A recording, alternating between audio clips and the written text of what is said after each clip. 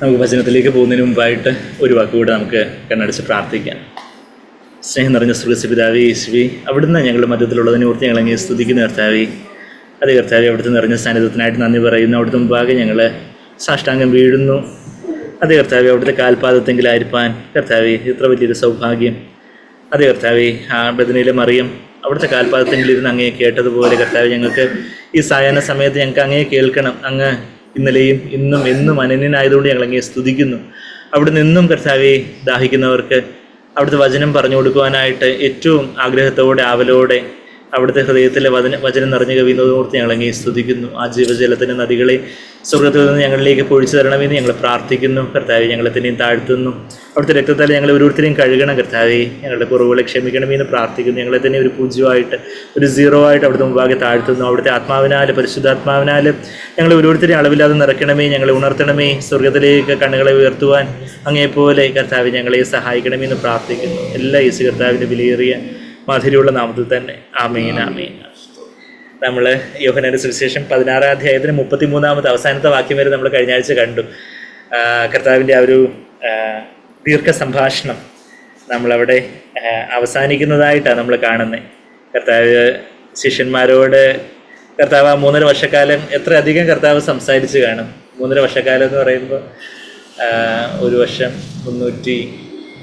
365 into 3.5 അത്രയും ദിവസങ്ങൾ, മണിക്കൂറുകൾ കർത്താവ് ശിഷ്യന്മാരുമായിട്ട് അതിൻ്റെ ഒരു ചെറിയ, അതിൻ്റെ ഒരു ജസ്റ്റ്, അതിൻ്റെ ഒരു ആകത്തുകയൊക്കെ നമ്മൾ 3.5 വർഷക്കാലം സംസാരിച്ച വചനങ്ങളുടെ ഒരു ചെറിയൊരു ജസ്റ്റ് അല്ലെങ്കിൽ ഒരു ആകത്തുക, ഒരു രത്ന ചുരുക്കമൊക്കെയാണ് നമ്മൾ പരിശുദ്ധാത്മാവിനാൽ സ്വാസ്ഥീയമായിട്ട് ദൈവവചനത്തിലെ സുവിശേഷങ്ങളിലും ഒക്കെ നമ്മൾ കാണുന്ന.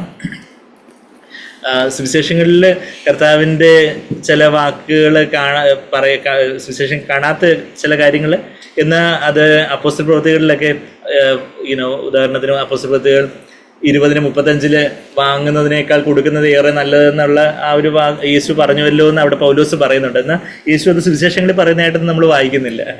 എന്നാൽ അപ്പോൾ ശിഷ്യന്മാരിലൂടെ പൗലോസ് അത് കേട്ടതായിരിക്കണം, പരിശുദ്ധാത്മ വെളിപ്പെടുത്തി കൊടുത്തതായിരിക്കണം എന്ന്. അപ്പം എത്രയോ കാര്യങ്ങൾ ശിഷ്യന്മാരുമായിട്ട് സംസാരിച്ചിരുന്ന കർത്താവ് ക്രൂസിലേക്ക് പോകുന്നതിന് തൊട്ട് മുമ്പായിട്ട്, കർത്താവ് ഗെത്സമനെ തോട്ടത്തിലേക്കും പോകുന്നതിന് മുമ്പായിട്ട്, ഗെത്സമനെ തോട്ടത്തിൽ കർത്താവിൻ്റെ പ്രാർത്ഥന അത് ബാക്കി 3 സുവിശേഷങ്ങളിൽ ഓൾറെഡി എല്ലാം വെൽ ഡിസ്ക്രൈബ്ഡ് ആയിരിക്കുന്നത് കൊണ്ട് പരിശുദ്ധാത്മാവ് യോഹന്നാൻ അപ്പോസ്തലന് ഈ സുവിശേഷം എഴുതുമ്പം ഗെത്സമനെ തോട്ടത്തിലെ പ്രാർത്ഥനയെ അധികം അത് വിവരിക്കുന്നതായിട്ട് നമ്മൾ 18-ാം അധ്യായത്തിൽ കാണുന്നില്ല. ഗെത്സമനെ തോട്ടത്തിലേക്ക് 18-ാം അധ്യായത്തിന് 1-ാമത്തെ വാക്യത്തില്ല അവിടെ ഒരു തോട്ടം ഉണ്ടായിരുന്നു. ഇത് പറഞ്ഞിട്ട് 18-ന്റെ 1 വായിക്കുവാണെങ്കിൽ ഇത് പറഞ്ഞിട്ട് യേശു ശിഷ്യന്മാരുമായി കെദ്രോൻ തോട്ടിന് അക്കരയ്ക്ക് പോയി. അവിടെ ഒരു തോട്ടം ഉണ്ടായിരുന്നു, അതായത് ഗെത്സമനെ തോട്ടം ഉണ്ടായിരുന്നു. അതിൽ അവനും ശിഷ്യന്മാരും കടന്നു. അതിനുശേഷം ആ ഒരു നീണ്ട പ്രാർത്ഥന കർത്താവ് 3 തവണ അവിടെ ദൈവമുമ്പാകെ വീണ് പ്രാർത്ഥിക്കുന്ന ആ രംഗമൊന്നും ഓൾറെഡി 3 സുവിശേഷങ്ങളിൽ യോഹന്നാന്റെ സുവിശേഷമാണ് 4 സുവിശേഷങ്ങളിൽ അവസാനമായിട്ട് എഴുതപ്പെട്ട സുവിശേഷം. അപ്പം ഓൾറെഡി ആ കാര്യങ്ങളിൽ പരിശുദ്ധാത്മാവ് ഓൾറെഡി ബാക്കിയുള്ള സുവിശേഷങ്ങളിൽ വെൽ ഡിസ്ക്രൈബ്ഡ് ആയിരിക്കുന്നതുകൊണ്ട് പരിശുദ്ധാത്മാവ് യോഹന്നാൻ ആ പ്രേരണ നൽകാത്തത് കൊണ്ട് യോഹന്നാൻ ആ കാര്യങ്ങൾ അത്ര വിശദമായിട്ട് പറയാതെ പിന്നെ കർത്താവിൻ്റെ അറസ്റ്റിലേക്കും കാര്യങ്ങളിലാണ് നമ്മൾ പോകുന്നതെന്ന്. ഗെത്സമനെ തോട്ടത്തിലേക്ക് കർത്താവ് കടക്കുന്നതിന് മുമ്പായിട്ട് കർത്താവ് പ്രാർത്ഥിച്ച ഒരു പ്രാർത്ഥനയാണ് നമ്മൾ 17-ാം അധ്യായത്തിൽ നമ്മൾ 26 വാക്യങ്ങൾ കാണുന്നുണ്ട്. 26 വാക്യങ്ങൾ ഒരു മഹാപുരോഹിത പ്രാർത്ഥന, ഹൈ പ്രീസ്റ്റ്ലി പ്രയർ എന്നൊക്കെയാണ് പൊതുവെ ക്രിസ്തീയഗോളത്തിൽ ഈ പ്രാർത്ഥന അറിയപ്പെടുന്നത്. കർത്താവ് മെൽക്കിസെദേക്കിന്റെ ക്രമപ്രകാരമുള്ള മഹാപുരോഹിതനാണ്. അഹരോൻ ഒരു യഹൂദ വംശത്തിൽ എന്ന് പറയുമ്പോൾ യഹൂദന്മാർക്കിടയിൽ ജൂഡ എന്നുള്ള അർത്ഥത്തിലല്ല, മറിച്ച് യഹൂദന്മാരുടെ ഇടയിൽ അവിടെ ലേവ്യ പുരോഹിത വർഗത്തിൽ അഹരോനായിരുന്നു ആദ്യത്തെ മഹാപുരോഹിതനായിട്ട് യഹൂദന്മാർക്കുണ്ടായിരുന്നതെങ്കിൽ ലേവ്യർക്കും ലേവ്യർ വന്നതെന്ന് പറഞ്ഞാൽ ലേവിയിൽ നിന്ന്, ലേവിയുടെ അപ്പനായിട്ടുള്ള യാക്കോബിന്റെ അപ്പനായിട്ടുള്ള ഇസഹാക്കിന്റെ അപ്പനായിട്ടുള്ള എബ്രഹാം വരെ ദശാംശം കൊടുത്ത ലേവിയിലും ഉന്നതനായിട്ടുള്ള മൽക്കിസദേക്കിനെ കുറിച്ച് നമ്മൾ ഉൽപ്പത്തി 14 വായിക്കുന്നു. ആ മൽക്കിസദേക്കിന്റെ ക്രമപ്രകാരമുള്ള മഹാപുരോഹിതനായിട്ട് യേശു വന്നതായിട്ട് നമ്മൾ കാണുന്നുണ്ട്. ആ മഹാപുരോഹിതന്റെ പ്രാർത്ഥന പുരോഹിതൻ എൻ്റെ ശുശ്രൂഷ എന്ന് പറഞ്ഞാൽ അത് ജനത്തിന് വേണ്ടി ഇടിവിൽ നിന്നുള്ള ഒരു പ്രാർത്ഥന. കർത്താവ് ആ 11 പേർക്ക് വേണ്ടി മാത്രമല്ല, അവരിലൂടെ വരുവാനിരിക്കുന്ന എല്ലാവർക്കും വേണ്ടിയാണ്. 20ാമത്തെ വാക്യത്തിൽ ഇവർക്ക് വേണ്ടി മാത്രമല്ല, 17:20 ഇവർക്ക് വേണ്ടി മാത്രമല്ല, ഇവരുടെ വചനത്താൽ വിശ്വസിക്കുവാനിരിക്കുന്നവർക്ക് വേണ്ടിയും ഞാൻ അപേക്ഷിക്കുന്നു എന്ന് പറഞ്ഞ് പ്രാർത്ഥിക്കാൻ തുടങ്ങുന്നൊരു പ്രാർത്ഥന. എന്നാൽ ആ പ്രാർത്ഥനയുടെ മുമ്പായിട്ട് കർത്താവ്, നമ്മളിപ്പം കണ്ടതുപോലെ കർത്താവിൻ്റെ ഒരു ലോങ്ങസ്റ്റ് ഡിസ്കോഴ്സ്, കർത്താവിൻ്റെ ഒരു ഏറ്റവും ദീർഘ സംഭാഷണമായിട്ട്, പ്രസംഗമായിട്ട്, നമ്മൾ ഏറ്റവും വലിയ പ്രസംഗമായിട്ട് റെക്കോർഡഡ് ആയിട്ടുള്ളത് നമ്മൾ ഗിരിപ്രഭാഷണം, മത്തായി 5, 6, 7 അധ്യായങ്ങൾ കർത്താവിൻ്റെ ശുശ്രൂഷയുടെ ആദ്യം പറയുവാണെങ്കിൽ, കർത്താവിൻ്റെ ശുശ്രൂഷയുടെ ഏറ്റവും ഒടുക്കത്തിൽ കർത്താവ് പറയുന്ന അതൊരു പ്രസംഗമാണോ എന്ന് ചോദിച്ചാൽ അതെ, എന്നാൽ അതൊരു സംഭാഷണ രൂപേണയാണ് കർത്താവ് പറയുന്നത്. അതിനിടയിലുള്ള ചില ചോദ്യങ്ങളും ഉത്തരങ്ങളും കാര്യങ്ങളും ഒക്കെ നമ്മൾ ഫിലിപ്പോസ് ചോദിക്കുന്നതും, തോമസ് ചോദിക്കുന്നതും, ഇസ്കേരിയോത്ത് അല്ലാത്ത യൂദ ചോദിക്കുന്നതും, പത്രോസ് ചോദിക്കുന്നതും, പത്രോസ് പറയുന്നതും, അങ്ങനെയുള്ള പല കാര്യങ്ങളുമൊക്കെ നമ്മൾ ഇതിനിടയിൽ നമ്മൾ കാണുന്നുണ്ടായിരുന്നു. നമുക്കറിയാം, ആ 13ാം അധ്യായത്തിൽ കർത്താവ് താൻ ക്രൂശിക്കപ്പെടുന്ന ദിവസത്തിൻ്റെ തലേദിവസം രാത്രിയിൽ ശിഷ്യന്മാരുമായിട്ട് ആ സ്നേഹവിരുന്നൊക്കെ ഉണ്ട്. അവരുടെ കാലൊക്കെ കഴുകി അവർക്ക് അപ്പം നുറുക്കിയൊക്കെ കൊടുത്ത് അതിനുശേഷം ആ യൂദ ഉച്ചക്കൊടുക്കാനായിട്ട് പോയി. യോഹന്നാൻ 13:30, 31ാമത്തെ വാക്യം മുതൽ കർത്താവ് പറയാൻ തുടങ്ങുന്ന ആ ദീർഘ സംഭാഷണം ഒരുപക്ഷെ 14ാം അധ്യായത്തിൻ്റെ അവസാനം 31ാമത്തെ വാക്യം വരെ കർത്താവ് അവിടെ ആ മാളിക മുറിയിൽ നിന്ന് തന്നെ ഇരുന്ന് സംസാരിച്ചായിരിക്കണം. അവിടെ നിന്ന് നമുക്ക് പോകാമെന്ന് പറയുന്നൊരു വാക്യമാണ് 14:31 കാണുന്നത്. അപ്പോൾ നമ്മൾ മത്തായി 26:30 മാർക്കോസിലെ വചനങ്ങളും എല്ലാം കൂടെ കമ്പയർ ചെയ്ത് നമ്മൾ കാണുമ്പോൾ കർത്താവ് അവിടെ ആ മാളിക മുറിയിൽ നിന്ന് ഒലിവുമലയിലേക്ക് പോയി കാണണം. ഒലിവുമലയിലേക്ക് സ്തോത്രം പാടി പോയതായിട്ട് നമ്മൾ വായിക്കുന്നുണ്ട്.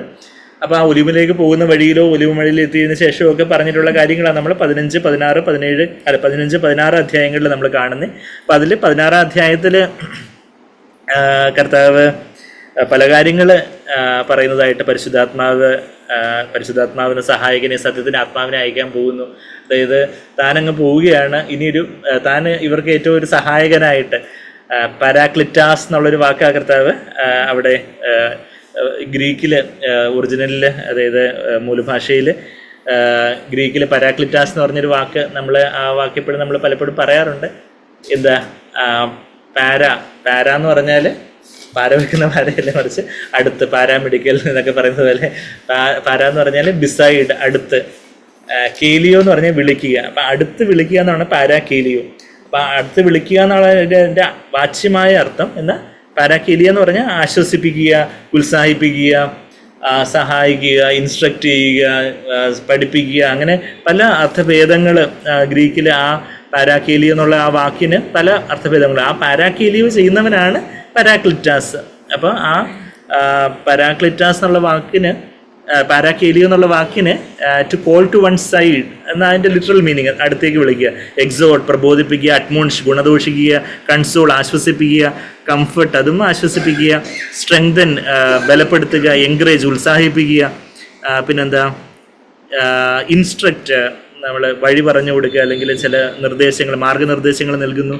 ടീച്ച്, പഠിപ്പിക്കുക എന്നുള്ള എല്ലാ അർത്ഥഭേദങ്ങളുള്ളൊരു വാക്കാണ് ആ പാരാകേലിയ എന്നുള്ള വാക്ക്. ആ പാരാക്ലിറ്റാസ് എന്നുള്ള വാക്ക് പരിശുദ്ധാത്മാവിനെ കുറിച്ച് കർത്താവ് താനാണ് മറ്റൊരു സഹായകൻ കർത്താവോട് പറയുന്നുണ്ട്. അപ്പം ആദ്യത്തെ സഹായകനായിട്ട് ആ 3.5 വർഷക്കാലം ശിഷ്യന്മാർക്ക് കർത്താവ് ഉണ്ടായിരുന്നു. ഇനിയിപ്പോൾ കർത്താവ് പോവുക.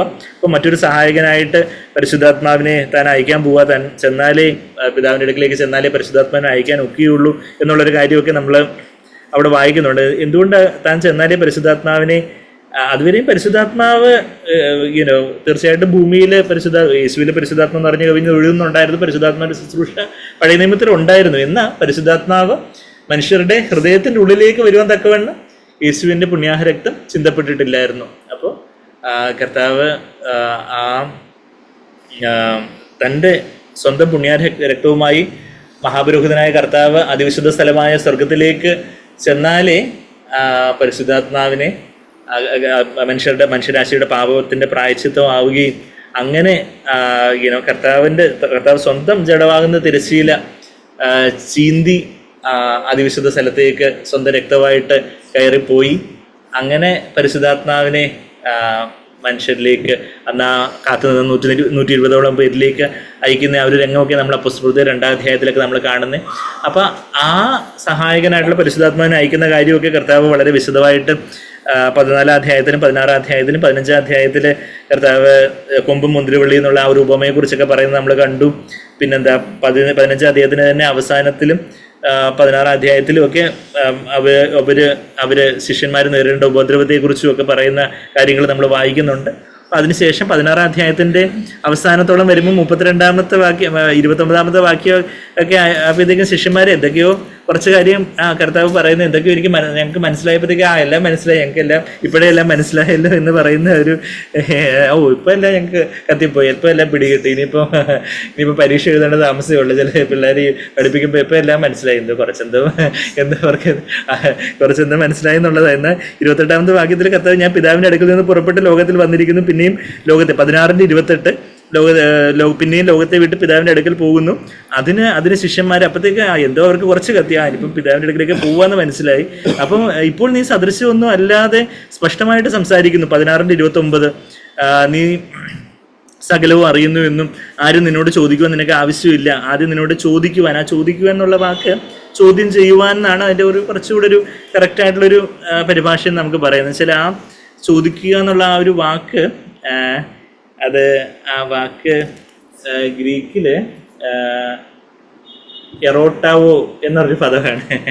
ടു ക്വസ്റ്റ്യൻ, ടു ആസ്ക്, ചോദിക്കുക എന്നുള്ളതും അത് ട്രാൻസ്ലേറ്റ് ചെയ്യുന്ന ടു ക്വസ്റ്റ്യൻ എന്നുള്ള അതിൻ്റെ ഒരു അർത്ഥഭേദം എന്ന് പറഞ്ഞാൽ എന്നാ ഇപ്പം ചോദിക്കൂ നിങ്ങൾക്ക് കിട്ടും എന്നൊക്കെ പറയുമ്പോൾ കർത്താവ് ഉപയോഗിക്കുന്ന ഒരു വാക്ക് വേറൊരു വാക്കാണ്.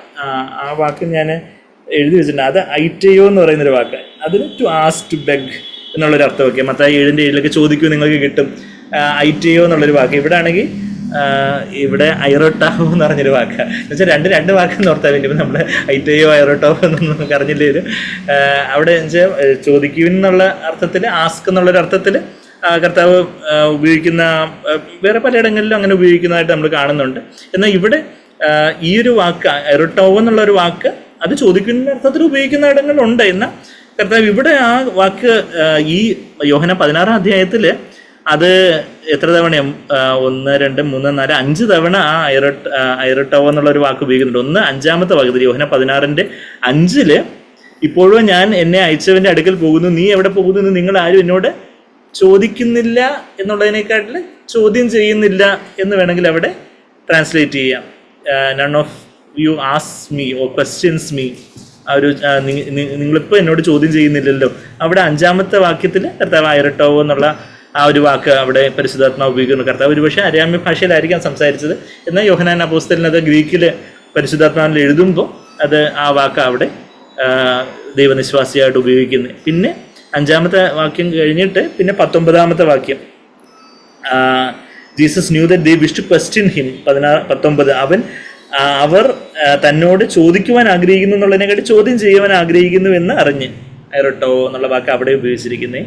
പിന്നെ താഴോട്ട് 23 അതാണ് നമ്മൾ കഴിഞ്ഞ ആഴ്ച നമ്മൾ കണ്ടായിരുന്നു. അന്ന് നിങ്ങൾ എന്നോട് ഒന്നും ചോദിക്കുകയില്ല എന്ന് പറയുമ്പോൾ നമ്മൾ പല കാര്യങ്ങളും കർത്താവിനോട് ചോദിക്കുന്നില്ലേ?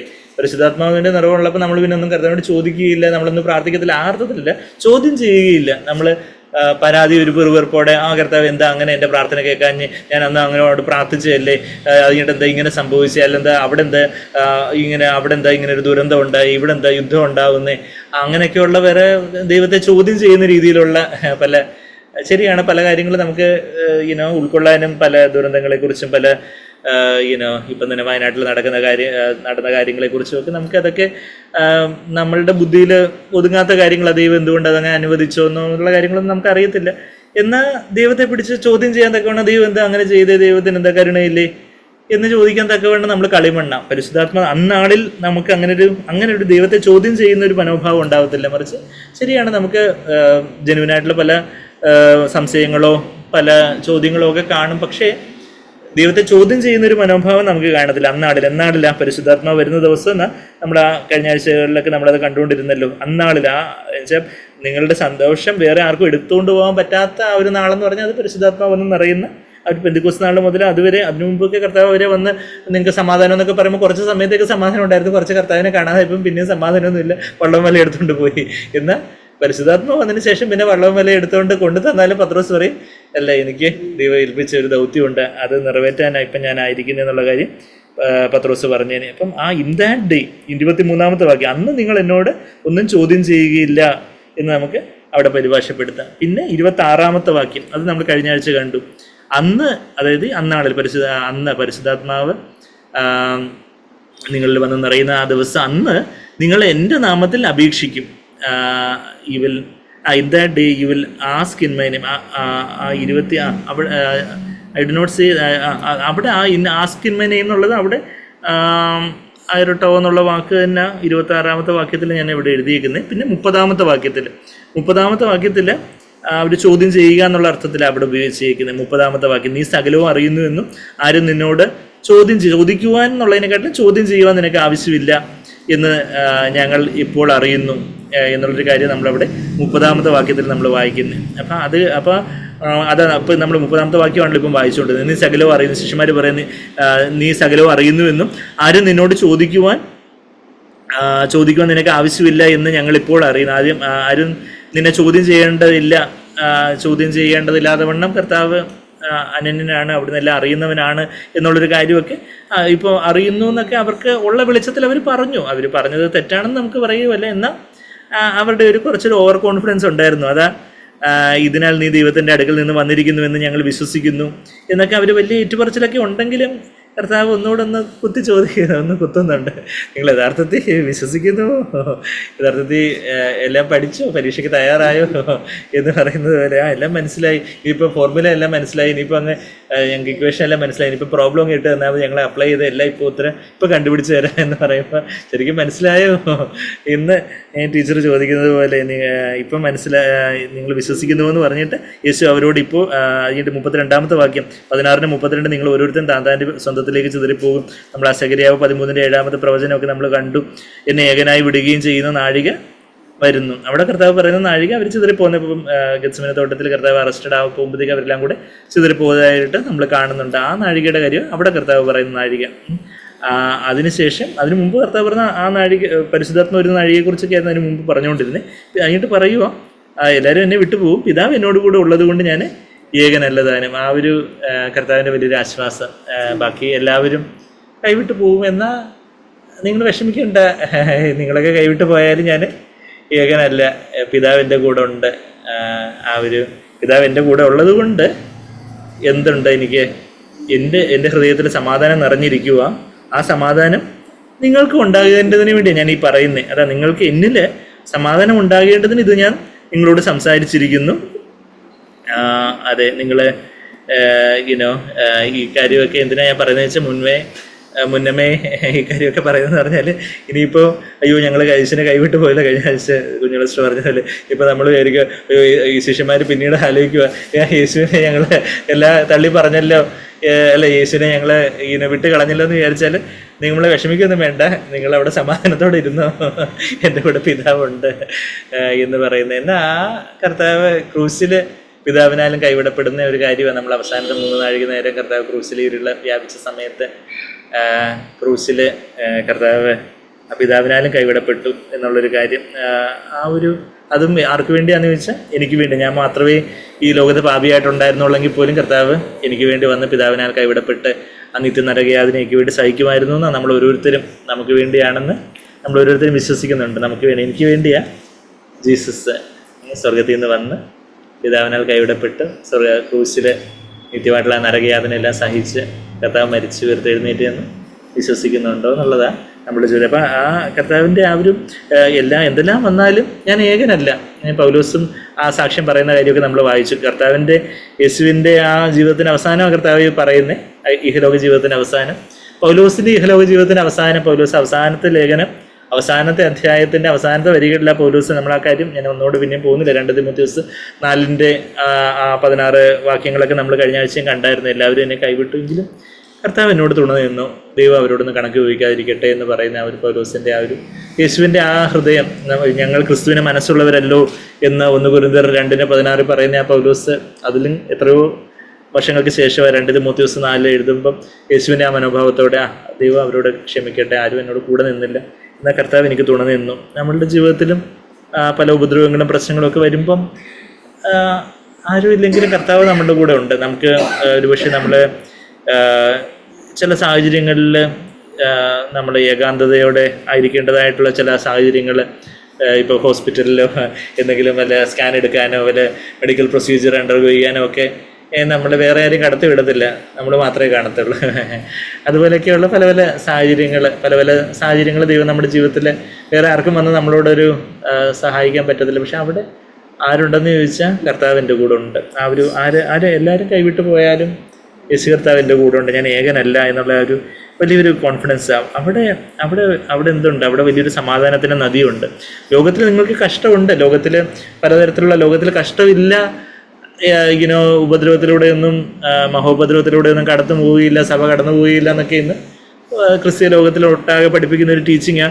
മഹോപദ്രവത്തിന് മുമ്പേ കർത്താവ് അങ്ങ് എടുത്തുകൊണ്ട് പോവും, അങ്ങ് നമ്മുടെ സഭയെ എടുത്തുകൊണ്ട് പോകും എന്നൊക്കെ പറയുന്ന പഠിപ്പീലുകളൊക്കെ ഉണ്ടെന്ന് നമ്മൾ ഈ ഒരു വചനം വെച്ച് മാത്രമല്ല, ബാക്കി നമ്മൾ വെളിപാട് പുസ്തകം പഠിക്കുമ്പോഴൊക്കെ നമ്മൾ ഒരുപാട് വചനങ്ങളെല്ലാം നമ്മൾ കണ്ടായിരുന്നു. 2 ദിവസം 2-ാം അധ്യായത്തിലെ വാക്യങ്ങളും മത്തായി 24 വാക്യങ്ങളും എല്ലാം മഹോപദ്രവത്തിലൂടെ സഭ കടന്നു പോകുന്നുള്ളൊരു കാര്യങ്ങളിൽ വ്യക്തത വെളിപാട് പുസ്തകത്തിൽ തന്നെ പല വാക്യങ്ങൾ ആ സമയത്ത് എതിർക്രിസ്തുവിൻ്റെ നാളിലെ വിശുദ്ധന്മാർക്കെതിരെയുള്ള യുദ്ധത്തെക്കുറിച്ചുമൊക്കെ അവിടെ വെളിപാട് പുസ്തകം 13-ലൊക്കെ നമ്മൾ വായിച്ചായിരുന്നു. അപ്പോൾ അങ്ങനെ ഒരുപാട് വാക്യങ്ങളെല്ലാം നമ്മൾ കാണുന്നുണ്ട്. അവിടെ ഉപദ്രവത്തിലൂടെ മഹോപദ്രവത്തിലൂടെ സഭ കടന്നു പോകുന്നുള്ളൊരു കാര്യം. അപ്പം ലോകത്തിൽ കഷ്ടമുണ്ട്, മഹോപദ്രവത്തിലൂടെ കടന്നു പോയില്ല എന്ന് പറയുന്ന ഒരു ഉപദേശം തന്നെ 19-ാം നൂറ്റാണ്ടിലോ മറ്റോ അമേരിക്കയിലോ മറ്റോ ഉള്ള ഒരു ആളാണ് ഈ ഒരു ഉപദേശം ആദ്യമായിട്ട് പഠിപ്പിക്കാൻ തുടങ്ങിയത്. പിന്നീട് അതങ്ങ് അവരുടെ ബൈബിൾ കോളേജസിലൊക്കെ വരത്തക്ക വണ്ണം അതിൻ്റെ എന്തൊക്കെയോ ചില റെഫറൻസ് ബൈബിളിലോ അങ്ങനെയൊക്കെ സ്റ്റഡി ബൈബിളിലോ ഒക്കെ അതൊക്കെ അങ്ങ് പ്രചരിച്ച് അങ്ങനെ ആൾക്കാർക്ക് കംഫർട്ടബിൾ ആയിട്ടുള്ള ഇഷ്ടമുള്ള ഒരു കാര്യമായിട്ട്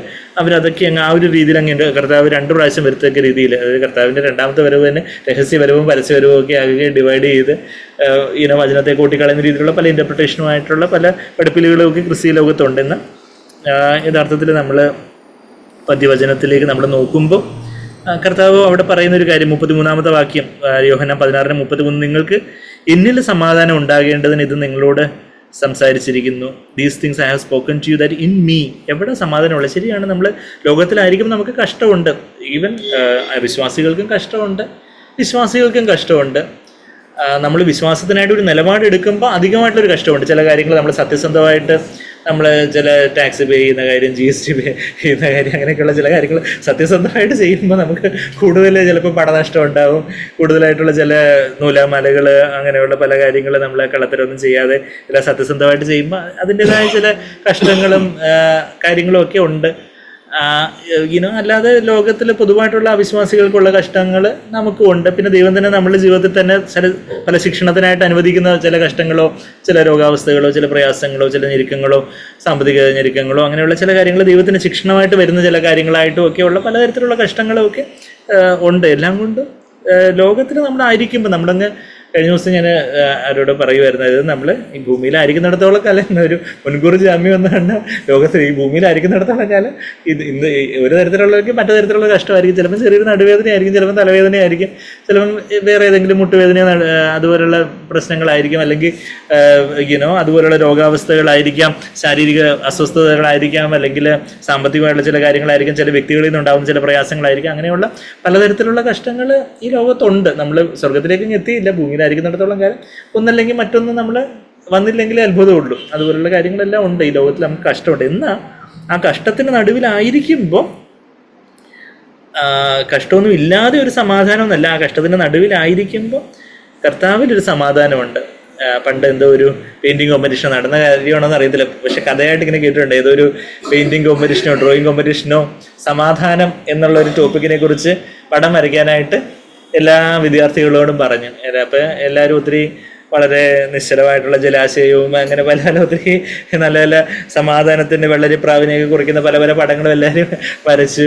ഒരാൾ ഭയങ്കര കൊടുങ്കാറ്റും ഇനിയിപ്പം ഇതുപോലെ വല്ല പേമാരിയും കൊടുങ്കാറ്റും ഉരുൾപൊട്ടലാണോ പുള്ളി വരച്ചതെന്ന് എനിക്കറിയത്തില്ല. എല്ലാം കൂടെയൊക്കെ ഭയങ്കര കോലാഹലമായിട്ടുള്ളൊരു സംഭവം എല്ലാം വരച്ചു. എന്നാൽ അതിന് നടുക്ക് ഒരു മരപ്പൊത്തിൽ ഒരു അമ്മക്കുരുവിയും കുഞ്ഞുകുരുവികളെല്ലാം കൂടെ വളരെ ഭദ്രമായിട്ട് സമാധാനത്തോടെ ഇതിൻ്റെ എല്ലാം പേമാരിയുടെയും വലിയ കൊടുങ്കാറ്റിൻ്റെയും ഇതുവരെ ഉരുൾപൊട്ടലിൻ്റെയും ലാൻഡ് സ്ലൈഡിൻ്റെയൊക്കെ ഇടയ്ക്ക് ഒരു പക്ഷി കുഞ്ഞുങ്ങളുമായിട്ട് സ്വസ്ഥമായിട്ട് സമാധാനത്തോടെ ആയിരിക്കുന്നൊരു കാര്യം എന്ന് പറയുന്നത് പോലെ നമ്മുടെ ലോകത്തിൽ ഒരു പ്രശ്നങ്ങളും ഇല്ലാത്തൊരു സമയത്ത് നമുക്ക് അങ്ങ് സമാധാനം ഉണ്ടാകും എന്നുള്ളൊരു കാര്യമല്ല. അത് ബുദ്ധിയിൽ ഒതുങ്ങുന്ന സമാധാനമാണ്. നമുക്ക് കാര്യങ്ങളൊക്കെ നന്നായിട്ട് പോകുമ്പോൾ ഒരു സമാധാനമുണ്ട്. എന്നാൽ കർത്താവ് പറയുന്ന സമാധാനം സകല ബുദ്ധിയെയും കവിയുന്ന ഒരു സമാധാനം എന്ന് പറഞ്ഞാൽ, ബുദ്ധിയിൽ ഒതുങ്ങുന്ന സമാധാനം എന്ന് പറഞ്ഞാൽ എന്താ, നമ്മളുടെ ദേഹിയിൽ ഉള്ള ഒരു ശാന്തത എന്ന് പറഞ്ഞാൽ നമ്മളുടെ വികാരങ്ങൾ, ബാക്കി കാര്യങ്ങളൊക്കെ കാര്യങ്ങളൊക്കെ ഭംഗിയായിട്ട് പോകുന്നു, നമ്മളെക്കുറിച്ച് എല്ലാവരും നല്ലത് പറയുന്നു, നമ്മൾ വിചാരിക്കുന്ന കാര്യങ്ങളൊക്കെ നടക്കുന്നു, പ്രാർത്ഥിക്കുന്നു, ഉത്തരം ദൈവം തരുന്നു പെട്ടെന്ന്. അപ്പം കാര്യങ്ങളൊക്കെ നമ്മളെല്ലാവരും അംഗീകരിക്കുന്നു, നമുക്ക് ഒരു കുറവുമില്ല, എല്ലാം നന്നായിട്ട് പോകുന്നു. അപ്പം നമ്മളുടെ ദേഹിയിലൊരു ശാന്തത, നമുക്ക് വളരെ സന്തോഷം, വളരെ ഹാപ്പി. എന്നാൽ ഈ കർത്താവ് തരുന്ന സമാധാനം എവിടെ? ബാക്കി ഇനിയിപ്പം കാര്യങ്ങളൊക്കെ നന്നായിട്ട് പോയാലും, ഇനിയിപ്പം നന്നായിട്ട് പോയില്ലെങ്കിലും, നന്നായിട്ട് പോകാത്തൊരവസ്ഥയിൽ പോലും, വല്ലാത്തൊരു കഷ്ടങ്ങളിലൂടെ ഞെരുക്കങ്ങളിലൂടെയൊക്കെ നമ്മൾ കടന്നു പോകുന്ന സമയത്തും അവിടെ നമ്മൾ നമ്മുടെ സ്വന്തം ഇഷ്ടത്തെ, കർത്താവ് എൻ്റെ ഇഷ്ടം പോലെയല്ല, അവിടുന്ന് അനുവദിക്കാതെ അറിയാതെ എൻ്റെ ജീവിതത്തിൽ ഒന്നും സംഭവിച്ചിട്ടില്ല. അതുകൊണ്ട് കർത്താവ് ഞാൻ ഈ ഭാരത്തെ അവിടുത്തെ മേലെ ഇട്ട് കൊടുക്കുന്നു. എല്ലാ ചിന്താകുലങ്ങളും അവിടുത്തെ മേലെ അങ്ങ് ഇട്ട് തരുന്നു കർത്താവെ. പ്രാർത്ഥനയോടെ, സ്തോത്രത്തോടെ എല്ലാ ചിന്താകുലങ്ങളും അവിടുത്തെ മേലെ ഇട്ട് തരുന്നു എന്ന് പറഞ്ഞ് ഞാൻ എന്നെ തന്നെ ജീവനുള്ള യാഗമായിട്ട് സമർപ്പിക്കുമ്പോൾ പരിശുദ്ധാത്മാവ് എന്നിലേക്ക് വന്ന് നിറഞ്ഞ്, പരിശുദ്ധാത്മാവിൻ്റെ ആത്മാവിലേക്ക് വന്ന് നിറഞ്ഞ്, മറ്റേത് ദേഹിയിലുള്ള ഒരു ശാന്തതയായിരുന്നു. നമ്മളിപ്പോൾ ഒരു സ്വസ്ഥമായിട്ടൊരു കടൽ തീരത്തേക്ക് പോകുമ്പോൾ, അല്ലെങ്കിൽ വലിയ ഈ മണിമാളികകൾ, ഗോപുരങ്ങൾ, അപ്പം വലിയ പള്ളിയുടെ ചില അതുപോലെയൊക്കെയുള്ള അതൊക്കെ ശാന്ത അറ്റ്മോസ്ഫിയർ, അങ്ങനെയൊക്കെയുള്ള ചില മെഴുകുതിരി വെളിച്ചങ്ങളും കുന്തിരിക്കത്തിൻ്റെ മണവും ചില മണിയടികളും എല്ലാം കൂടെയൊക്കെ ഒരു ശാന്തത മാതിരിയൊക്കെ കുറച്ച് നേരത്തേക്ക് തോന്നുന്നു. അങ്ങനെയുള്ളൊരു തൽക്കാലത്തേക്കുള്ള അതിന് ദേഹിയിലുള്ള ഒരു ശാന്തത. അതിൻ്റെ കൂടെ ഈ ഇത് കുർബാനയുടെ അപ്പം കൂടെ വെച്ച് ചിലപ്പോൾ എല്ലാ പഞ്ചേന്ദ്രിയങ്ങളെല്ലാം കൂടെ കാണുന്നു, കേൾക്കുന്നു, കാണുന്ന എന്തൊക്കെയോ പുകയും ഇതൊക്കെ കാണുന്നത്, വെളിച്ചമൊക്കെ കാണുന്നു, മിനുക്കൊക്കെ കാണുന്നു, പിന്നെ മണിയടിയൊക്കെ കേൾക്കുന്നു, പിന്നെന്താ നാവിലെ ഈ കുർബാനയുടെ അപ്പം ടേസ്റ്റ് ചെയ്യുന്നു, പിന്നെന്താ ടച്ചിങ്, ഇങ്ങനെ തലയിൽ വെച്ച് ആശീർവദിക്കുമായിരിക്കും. ഇനിയിപ്പം ഈ വടിയൊക്കെ വെച്ച് ഇങ്ങനെ കൊട്ടുമായിരിക്കും അല്ലേ, അതുപോലുള്ള കാര്യങ്ങൾ.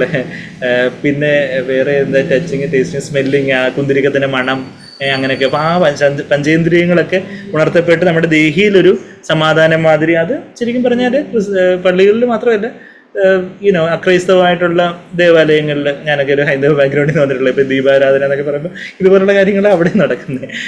അപ്പോൾ ഞാൻ പറഞ്ഞു വരുന്നത് വെച്ചാൽ അതൊക്കെ ഒരു ദേഹിയുടെ തലത്തിലുള്ള ഒരു ശാന്തത മാതിരിയൊക്കെ നമുക്ക് തോന്നും. എന്നാൽ കാര്യങ്ങളെല്ലാം വിപരീതമായിട്ടിരിക്കുന്ന സമയത്ത് നമ്മെ തന്നെ സമ്പൂർണ്ണമായിട്ട് ദൈവമുമ്പാകെ അങ്ങ് താഴ്ത്തി, കർത്താവ് എൻ്റെ ഇഷ്ടം പോലെയല്ല, അവിടുത്തെ ഇഷ്ടം പോലെ ആകട്ടെ എന്ന് പറഞ്ഞ് ഞാൻ എന്നെ തന്നെ സമ്പൂർണ്ണമായിട്ട് താഴ്ത്തി ഏൽപ്പിക്കുമ്പോൾ അവിടെ ക്രൂശ് എടുക്കാതെ ഒരുവനെ എന്നെ അനുഗമിക്കാൻ സാധിക്കുകയില്ല. അപ്പം അവിടെ ഒരു ക്രൂശ് എടുക്കുന്നു. കർത്താവ്, ഞാൻ എൻ്റെ സ്വന്തം ഇഷ്ടത്തിന് ഞാനങ്ങ് മരിക്കുന്നു, ഞാൻ എന്നെ തന്നെ അങ്ങ് ഏൽപ്പിക്കുന്നു. അവിടുന്ന് അറിയാതെ, അനുവദിക്കാതെ എൻ്റെ ജീവിതത്തിലൊന്നും സംഭവിച്ചിട്ടില്ല. അവിടുന്ന് എല്ലാം നന്മയ്ക്കായിട്ടാക്കി തീർക്കുക, അവിടുത്തെ കൃപ മതി, അവിടുത്തെ വചനം ഞാൻ വിശ്വസിക്കുന്നു, എന്നെ തന്നെ ഏൽപ്പിച്ചു തരുന്നു എന്ന് പറഞ്ഞ് എൻ്റെ എല്ലാ പിശാച് കൊണ്ടുവരുന്ന നെഗറ്റീവായിട്ടുള്ള പല ചിന്തകൾ, നിരാശപ്പെടുന്ന ചില ചിന്തകൾ, ആകുല ചിന്തകൾ, ദേഷ്യത്തിൻ്റെ ചിന്തകൾ, കൈപ്പറിയത്, അല്ലെങ്കിൽ അവർ പറഞ്ഞിട്ട് അവർ കാരണം എനിക്ക് സംഭവം ഉണ്ടായത്, അല്ലെങ്കിൽ ഇന്നയാൾ അത് മറന്നു പോയതുകൊണ്ടാണ് എനിക്കിപ്പോൾ ഈ ദുരന്തം ഇപ്പോൾ ഉണ്ടായത്, അല്ലെങ്കിൽ ഞാൻ അങ്ങനെ ചെയ്തായിരുന്നെങ്കിൽ എനിക്കിപ്പോൾ ഇത് ഉണ്ടാവത്തില്ലായിരുന്നു. അപ്പം അങ്ങനെ ഉള്ള പിശാച് കൊണ്ടുവരുന്ന തീയമ്പുകൾ, നിരാശയുടെയോ കോപത്തിൻ്റെയോ കയ്പിൻ്റെയോ ഒക്കെ പല തീയമ്പുകളെ കുറിച്ചൊക്കെ, ആ തീയമ്പുകളെ കുറിച്ചൊക്കെ നമ്മൾ എഫേസ്യർ 6 വായിക്കുന്നുണ്ട്. ആ തീയമ്പുകളൊക്കെ വരുമ്പം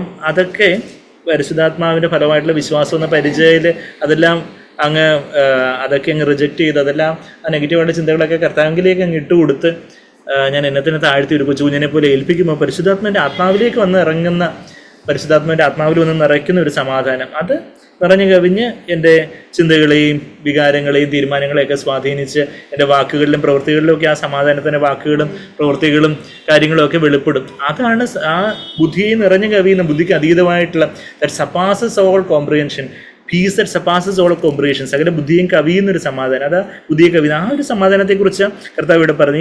ഇത് തന്നെ നമ്മൾ 14 അധ്യായത്തിൽ നമ്മൾ വായിച്ചാൽ നമുക്ക് എല്ലാവർക്കും അറിയാവുന്ന വാക്യം എവിടെ, 14:27 നമ്മൾ ആ വാക്യങ്ങളൊക്കെ എത്രയോ നമ്മൾ ആഴ്ചകൾ നമ്മൾ ചിന്തിച്ചിട്ടുള്ളതാണ്. സമാധാനം 14:27 സമാധാനം ഞാൻ നിങ്ങൾക്ക് തന്നയിച്ചു പോകുന്നു, എൻ്റെ സമാധാനം. കർത്താവ് പറയുന്ന ലോകക്കാർക്കൊക്കെ ഉള്ളൊരു സമാധാനമുണ്ട്, എന്നാൽ ഞാൻ അനുഭവിക്കുന്ന ഒരു സമാധാനമുണ്ട്.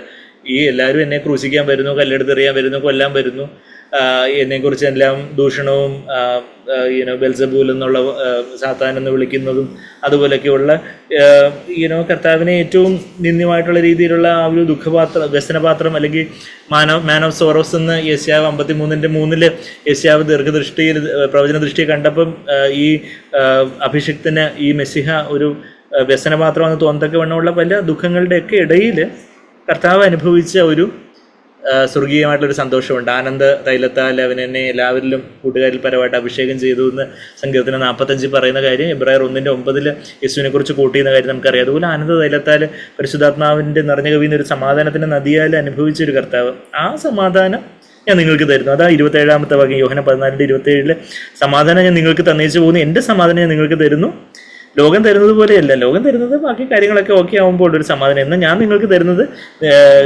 അതുപോലുള്ള സമാധാനമല്ല. നിങ്ങളുടെ ഹൃദയം കലങ്ങരുത്, ഭ്രമിക്കുകയരുത്. നമ്മളുടെ ഹൃദയം, നമ്മളുടെ ആത്മാവും ദേഹിയൊക്കെ ഇങ്ങനെ കലങ്ങി മറിഞ്ഞ് നമ്മളുടെ ആ സകല ബുദ്ധിയും കവിയുന്ന സമാധാനം നമ്മളുടെ ഹൃദയങ്ങളെയും നിലവുകളെയും ക്രിസ്തുയേശുവിങ്കൽ കാക്കുമെന്നാണ് ഫിലിപ്പിയർ 4:7 വാക്യത്തിൽ നമ്മൾ വായിക്കുന്നത്. ഹൃദയം എന്ന് പറയുന്നത് അവിടെ ആ ഫിലിപ്പിയർ 4:7 കോണ്ടെക്സ്റ്റിൽ ഹൃദയം എന്ന് പറയുന്ന ആത്മാവിനെയും നിലവുകൾ എന്ന് പറയുന്നത് ദേഹിയെയും കുറിക്കുന്നത്. നിലവുകൾ ദേഹിയുടെ പാർട്ടായിട്ടുള്ള, ഇപ്പം പരിശുദ്ധാത്മ നമ്മളിൽ ഒന്ന് നിറഞ്ഞു കവിഞ്ഞ് ഒഴുകുമ്പം നമ്മുടെ ആത്മാവും ദേഹിയൊക്കെ